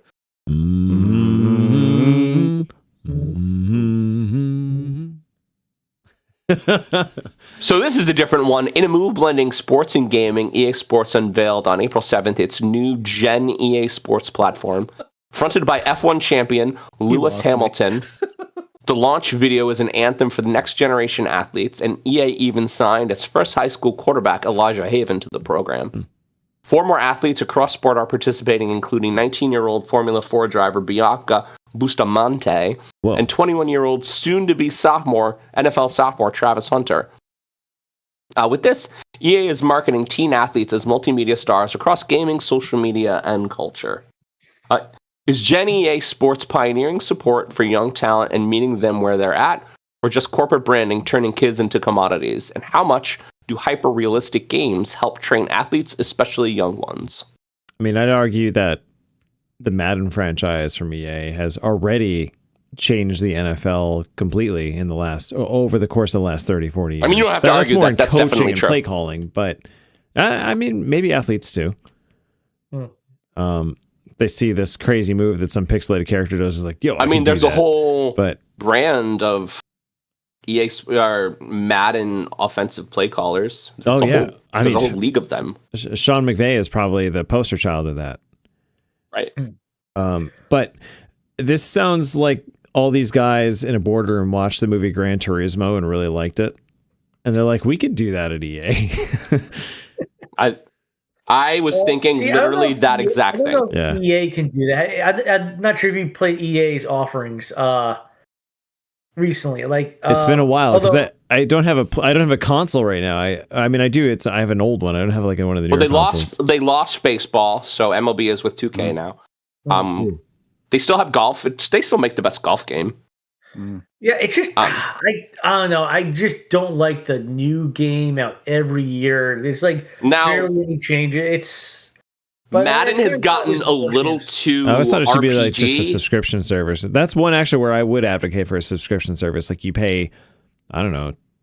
I mean, you don't have to buy a new Madden game. $20 a year, you don't have to, and you just always just the Madden stay games on. since probably 22, Pete, are live rosters during the NFL season. Oh, they I literally think even further back. I know. They literally download the rosters, which is amazing. Right. So it is fun. super cool. But if you want people to just continue to stay on that and always stay up to date, wouldn't it be better to like charge them a little less, but have it be more of a charge less? That's funny. So anytime in other words, like charge more over time. So it's you just buy Madden. like one game, it continually updates every year. Yeah, you don't have to make a new game from scratch every time. It's just you release the game, and as you make improvements, I'm saying you're buying new features. You're buying new features when you go from Madden 25 to Madden 26. You're buying new features. You're buying. There's like a high school mode now and like a dynasty mode where you like get drafted and you have to like go to camp and practice and like a bunch of bullshit I don't need, honestly. You're right. Yeah. But I mean, how about that stuff just comes with it and you're not paying for that. You're paying, I mean, you are, but you're paying for the rosters to stay up to date. No, but the rosters stay up to date. That already is happening. No, perpetually. Like that's, if you stop paying, you stop getting updated rosters. Yeah, but I mean, why would Pete? Everything that you buy on a subscription service now because corporations have realized that that's the way to make the maximum amount of money and to oppress the shareholders. I mean, capitalistic. That's the one. That's the one product where I feel like it actually makes sense, though. Fuck Adobe, but like Madden should actually do that. Yeah. So I mean, now we can be honest. We can acknowledge that. Obviously, there's going to be some profit incentive because EA is not doing this out of the kindness of their hearts. You know, they're there to make money. So is it just them just like supporting these athletes as like content creation? A little bit. No, but that's what I'm talking about. They're not just it's kind of vague. I'm not. They're not just trying to athletes. go beyond the box because as of right now, really the only thing EA has is Madden. So they're trying to create another they have FIFA too. Another avenue or branch that to make more money. And so more money. Yeah, of the four larger than Madden, of the four athletes that they have on release, two of them are footballers, and one of them is an NFL player, but one of them is, and I just wanted to say Bustamante because that's a fun name to say. It is. And I brought her up because I wanted to make sure we talked about the ability for Formula drivers and IndyCar drivers to practice in simulation, and because I think that the idea of the Gran Turismo movie is so genius, and that whole process that they did back when GT3 came out, and they did this to get people running on tracks at 200 miles an hour and not kill themselves 100 times, 1,000 times. Sure. The end of that movie is amazing because they're like, "Oh, have you driven this track before?" And dude's like, "Yeah, like 1,000 times," and then he won the race, right? Right. I mean, they laser scan the real track now. I mean, it's every bit of topology, like that one little bit of asphalt that has one extra little granule in it is in the game. I mean, when you can get because to that level, you're not going to drive the $10 million Indy car if you suck. Yeah. No, exactly. I mean, it's also a way to get practice without risking injury, risking damage to the car or anything like that. It's super safe financially and health-wise too. So, and I mean, we're talking about AR, like VR and AR is a cross sport. Like they practice baseball in augmented reality and virtual reality. They practice all football in augmented reality and virtual reality. And I think it's a real actual path that we're going to see a a lot of. So I guess, is that what this is trying to do, is give a more obvious pathway from playing the games to being, like, you could be one of these 4 super sponsored athletes, or... Yes. Okay. Because I guess I'm trying to get the connection of what this Gen EA Sports thing is. Okay, it is a cross marketing scheme where they're taking these kids with these big social media followings and they're sponsoring them so that their social media followings see EA Sports as a connection path. But that's the connection, what the corporation's right? getting. But these 4 players are like actually doing the real sports, so they're not just playing the video games and the real sports. But they're also playing the video games, and their agents decided that this would be a good path for them. That's what I wanted to know. Saying that they're going to set up, like, they could help set up like in-person events and things too. It's the press release was kind of vague. It's hard for me to have too much of an opinion on it without seeing like the contracts they signed, and they're obviously not going to make those public. But I mean, how much control over the player's likeness does the player have? The player, can they retract, their end of the contract and maybe get their likeness pulled down from this program, or is it signed so a lot of these deals, a lot of the time when you have like a parent company, hosts smaller shows or something, that parent company will own the rights to the show, even if the show has the person's name in it. So, famous example, and you guys might not follow this stuff online, but when the Daily Wire had this like Ben Shapiro female lookalike, Brett Cooper, she had her own show. She left there, but they owned the rights to all her past episodes and shows, so she lost her YouTube channel because they owned her YouTube channel. It was so. I wonder if it's gonna be something like that. Like, does EA get some ownership in these athletes' social media, or? I'm sure their lawyers connive for every possible thing they can grasp. Yeah. So like, I just, for me, it depends on how much control the player has in this situation. Yeah. I'm not sure. So it could be good for the players. It could end up being like a Trojan horse, a much better deal for EA. It's a better deal for EA because they're the bigger cog, right? Yeah. But I mean, I don't think it's bad for these. I don't think it's bad for these off-brand. I mean, like nobody really cares about F4 racing, right? I mean, it's not bad for people who are not that famous. I didn't know there were 4 Fs. There are a lot racing. of Fs. So I guess there are. There's a 4 Fs. We got to move on. My point is do the players still retain ownership of their social media, or does that ownership transfer to EA? Like, I think that's pretty important. I don't think that any of these social people who are internet famous would transfer ownership of social media. That's very, very valuable. I don't think that would ever. I agree. But it depending on how good their agents are, they should have the best agents who should be looking out for their interests. But sometimes, young athletes trust the wrong people. I'm sure Travis Hunter has a good agent. Yeah, that's good. I hope so. You better have a good agent. Huh. I mean, there have been famous athletes that have. Mark, had sing me a song, before. buddy. True. For time, my friend. 11:11. Gotta move. All right. Hopefully I can do this one. This is we're rehashing one we've done before. Ready? Uh-oh. Next topic.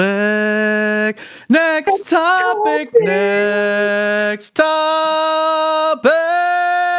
Next top. Next topic. Next topic. I feel like I was 2D there for a second.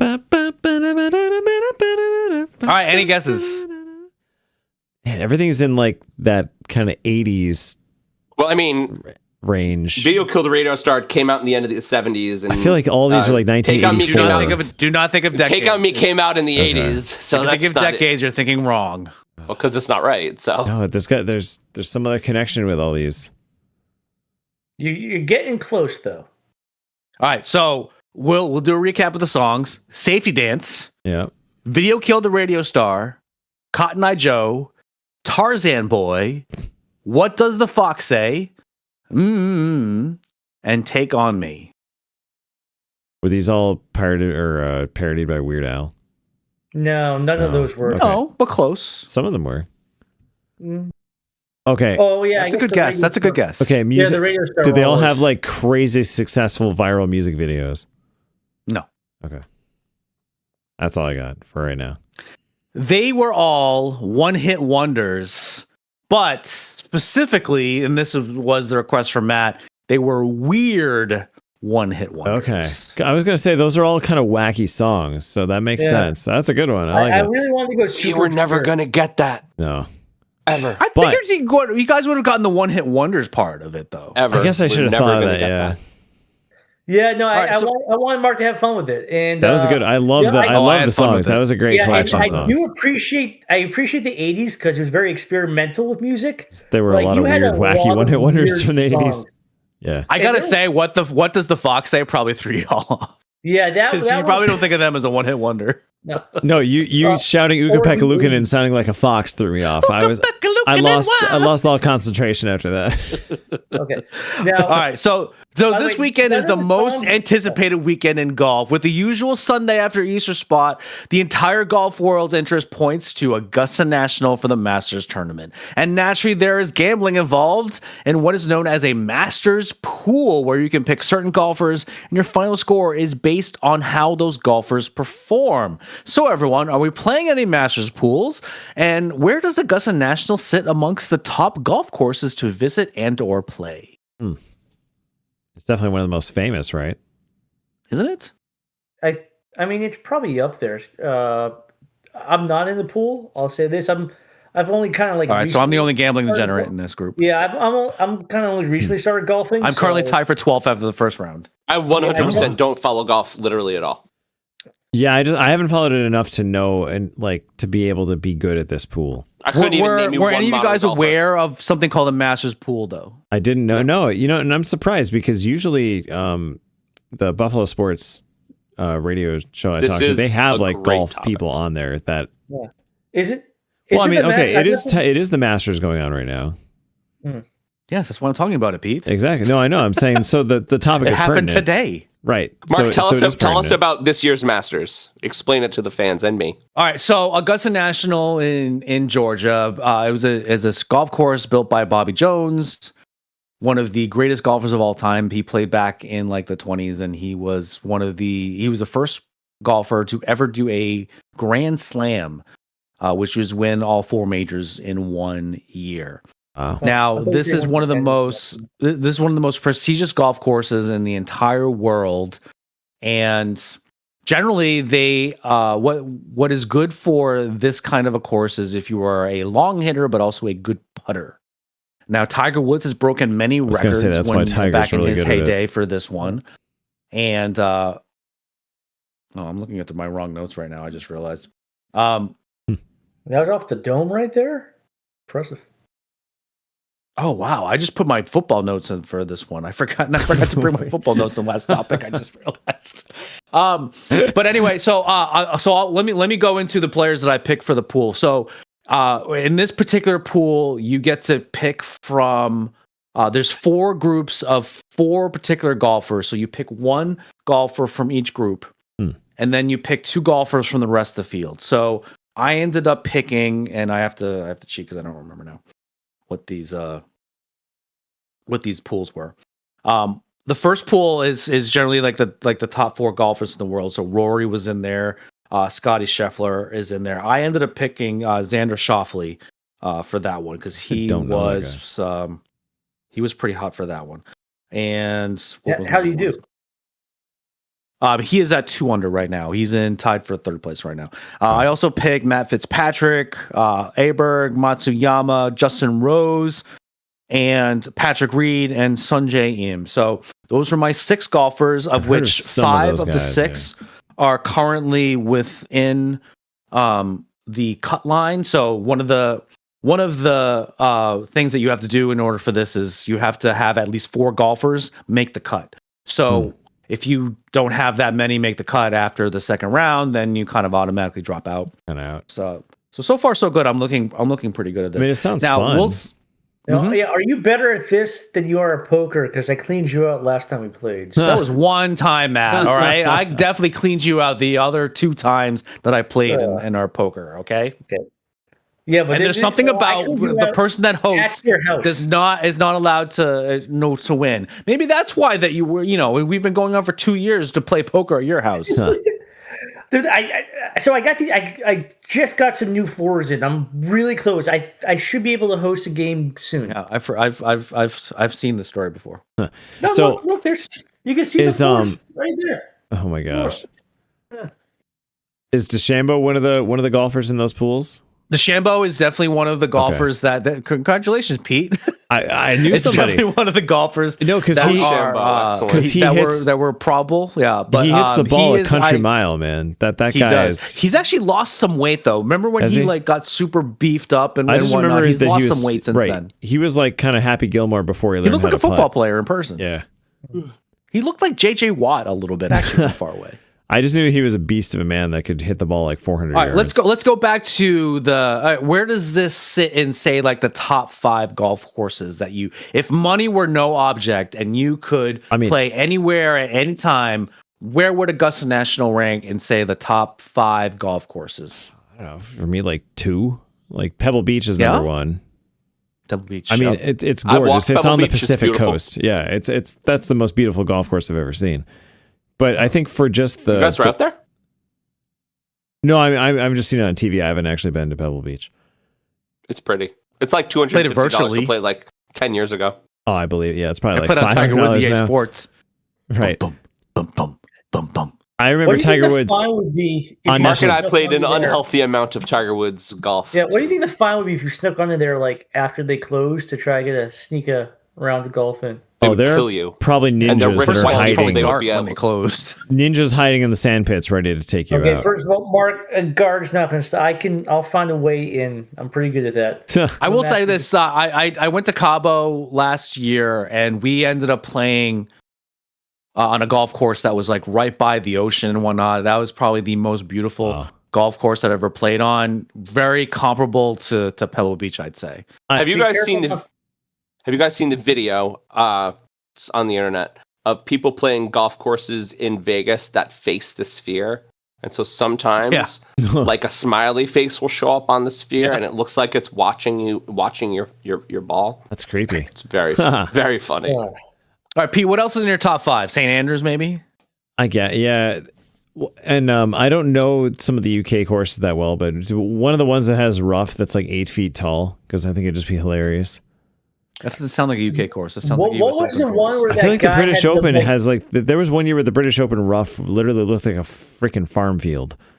But was that the year that guy had the most epic choke in like? Oh, Van de Velde. I don't believe I'm that. Thinking I believe that was at St. Andrews. Like, this is a year that Ernie Els won it, the British Open. That I remember. The course is horrific, and he was the only one that just managed to stay out of trouble, so he won the whole thing. He was the Big Easy. Yeah.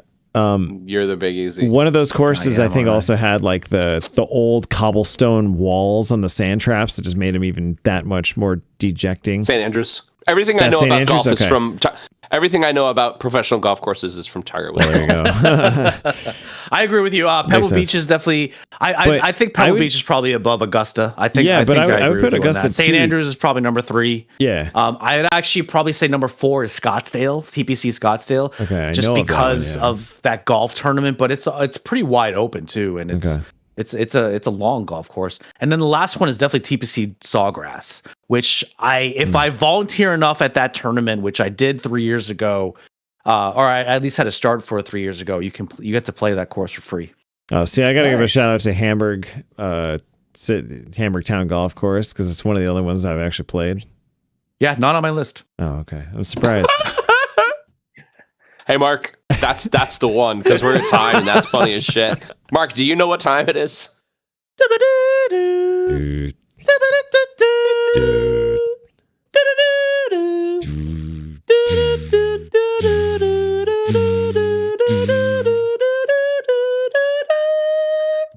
It's the final topic.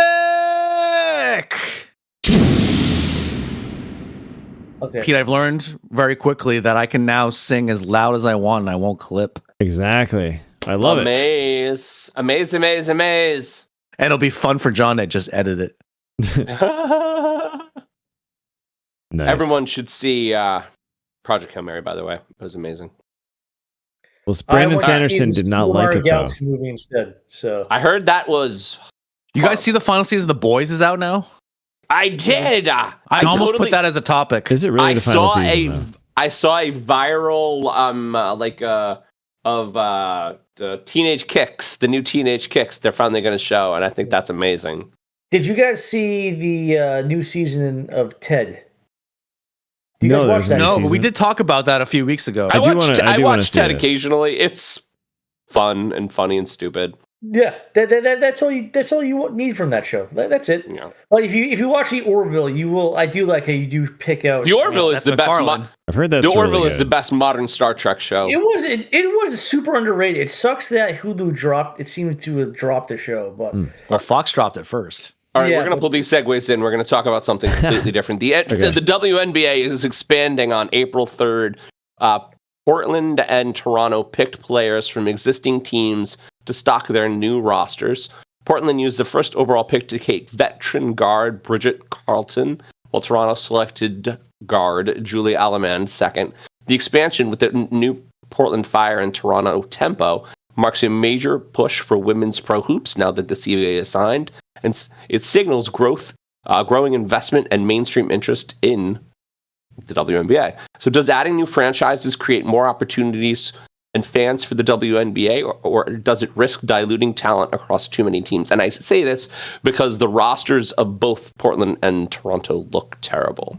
Well, most expansion teams start out like that. Let's be like, you don't get except for the Las Vegas Knights. I was just gonna say, the Las Vegas Golden Knights, which should have been called the Las Vegas Hookers. That's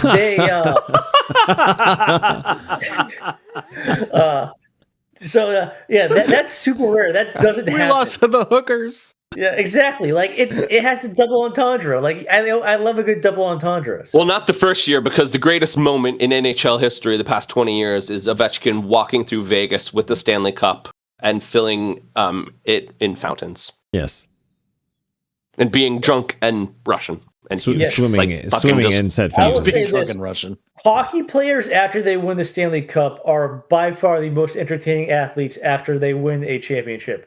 Like, amazing. They do the dumbest shit with the cup, and it is just fantastic. You're just, like, one of the most tame things I've ever seen was like, I think it was one of the Bruins took down a water slide, which is not something it's kind of a large, bulky thing to take down a water slide, and that was one of the tamest things you'll see around with it. Guys do with a cup, so like it's the coolest trophy in sports. But that's not the point of this. I just realized that. I'm bringing it back. I'm bringing it back to the topic. So WNBA, yeah. So it doesn't risk diluting it unless too many teams are added too quickly. 2 teams, I think it should be fine for them to absorb. It'll be a couple of seasons before they become competitive. I'm actually surprised the topic wasn't Angel Reese's trade. Well, that's an interesting question. I mean, that was a very interesting trade that the Chicago Sky made for draft picks too. They didn't even trade her for any players. It was like currently, it was essentially, we want to get rid of you. I think with the new teams, there are 15 WNBA teams, and there are 30 NBA teams. And I'm not saying we're going to get to 30, but it's a lot less. And so, but I think there's enough talent out there. Like, I mean, Matt kind of mentioned this before, the fact that you don't necessarily want to have the product be like diluted and whatnot with too many teams, grow a little bit too much too fast. I think the WNBA could probably grow to 5 more teams, potentially grow even numbered of 20. Boston, because I think there's enough talent out there for that. Yeah, Boston needs a team. They somehow, major city, they don't have. I'm very mad, by the way, that the Connecticut Sun are moving to Houston. Next is it next year? I forget if it's next year. It's stupid. I don't. There was an inkling that they might move to Boston, which would be amazing. I think. The roaming WNBA reporter and my sister Melanie just informed me that they have the WNBA has its first $1 million player. I was just about to say that Jackie Young of the Aces signed a $1.19 million contract. Wow! Good for Congrats. her. Let's see a little round of applause. She becomes the first $1 million athlete. And the Aces are still fucking great, so that'll be exciting for them to still be fucking great. I mean, it doesn't surprise me that the Aces are the first team to do that. I think they are the ones that try to, stay above the curve and whatnot. I mean, they have Becky Hammond as their head coach too, which she's great. she's probably going to be the first NBA head coach as a female. That's Probably. a great sign in the wake of right in the wake of the big TV deal and the CBA. And I mean, the Liberty New are going to agreements. consistently be good because Sabrina Ionescu and Brianna Stewart are probably two of the best players in the WNBA right now. But this is the thing that we've been talking about for the 4 years we've been doing the show, and we've been talking about the WNBA. It's like good leagues are made from great players, and the fact that we know more than 10 great WNBA players now means they're on their way for sure. Yeah. And Gotta have your like I said, it's superstars. also good they're making money, making more money. That'll continue to increase because they won't have to go overseas to play to make their money. They can, which I mean, they probably the whole still reason- will. But I mean, it's the whole reason why Brittany Griner went to jail for possessing pot. Right there, that was like. I mean, the You're reason not going to risk that. If you know you're that going being to in smoke Russia. pot, you should stay in the States or a more friendly country. If you're going to do that, it's. I mean, that's a much bigger story. They arrested her because she's, a big masculine American woman, and they could talk about race and gender and all these things that they wanted to poke out against. Yeah, That's not what we're talking about. Or did they want to use her as like a bargaining chip with the U.S.? Because I remember they wanted to trade her for like some. Well, Russian I mean, spy or they something ended like up that? doing that. They yeah. were trying. Yeah, that was their negotiation with it. Maybe that's another risk right there. If you're playing in a foreign country and foreign policy changes all of a sudden, you become a target just by existing. And we've seen a world where that can happen. So it's. Well, yeah. I think just to get back to the topic, we're in a place. I know we're in a place now where the WNBA now has the money and is getting bigger, and they have kind of responsibility, I think, to build it responsibly. But I think that 2 teams is not a big hit. I don't think that's a big deal. No, I don't think so either. I actually think there's enough talent out there they could build 5 teams now. But there's financial aspects associated with that too. Yeah, it's also, Now, just to tangent, but related tangent at the end of the topic, what's our feelings about professional women's baseball? I'm not opposed to it. I mean, it's happening. They did the draft. It's happening. Yeah, exactly. Okay. Like that's cool. Like they did. That's women's played professional baseball before in the past. It's not something that can't be done. So it's a league of their own, baby. Let's do it. I'm not sure about the long-term viability of that. As much as I would, I love to watch sports, and I would love to have cheaper versions of certain sports right now. The long-term viability of a women's professional baseball sports league, I don't know if that's quite up there. Well, I think the biggest problem, right? God, Mark, I'm sorry. I was going to say the incompetence of the people in charge of the MLB right now headed to a lockout when the sports starting to regain popularity. They could open up a niche for them. So, I think the problem the way that men's professional sports is going right now with Major League Baseball, NFL, NBA, and to a certain extent NHL as well. The cost of going to a game, we've talked about this before on the show, is just getting so exorbitant and so out of control that there's going to be people a lot like me, and I'm sure a lot like you too. They still want to see sports, but they just don't want to spend as much. Yeah. Women's sports is going to be that option, I believe. By the way, have Yankee Stadium, have they introduced like new food items? I know. So like for the Red Sox this season, there's a big bucket of chicken and fries you can buy. Oh yeah, so the Red Sox are doing lobster poutine this year, which is like lobster with some clam chowder poured over like French fries. That sounds like an awful lot of money, Matt. Yeah, it's $40. It's way too much. Yeah. It's $40. The Yankees. The Yankees. Like one of the Yankees. One of the items that the Yankees are selling this year is a ice cream bar shaped like a chicken wing, crusted in cornflakes. So it looks like a fried chicken wing, but it's ice cream. Whoa! It looks amazing. I gotta try That does that. not sound good. I know. I'm with Mark on that one. I know some teams are making the 999 challenge official, which is. We've also seen a bunch of the giant, big hot dogs that I saw. One of those big hot dogs, somebody dropped it on somebody who was standing in front of him, big hot dog. There was something I think flying wieners. Flying wieners. I'm pretty sure I could do the 9 hot dogs. I couldn't do the 9 beers. 9 beers. All right, that's a lot of beers. Enough. So that has been our topics. We will be back next week at the same time and place. In the meantime, you can catch up on our old episodes on our YouTube channel with the handle at If These Balls Pod. And don't forget to subscribe to us by tickling that little bell.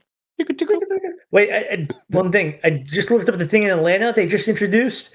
It's a 7-inch, 2-pound bat flip burger featuring pork belly, short rib, fried eggs, and jalapenos. Hell yeah. Wow. Actually, that sounds pretty good. We would like to thank our guests for joining us tonight. Thank you, Matt. Thanks, Matt. Hey, you can also follow or like us on our socials at If These Balls Pod on X, Instagram, Facebook, Threads, TikTok, and Blue Sky. Our website is www.iftheseballscoulddtalkpod.com. This is Mark Pesci, and for my producer, Pete Steffen, and partner, John Campagna. That's what we feel they would say if these balls could talk. Tongue twister. All right, Thundercast. Look at it.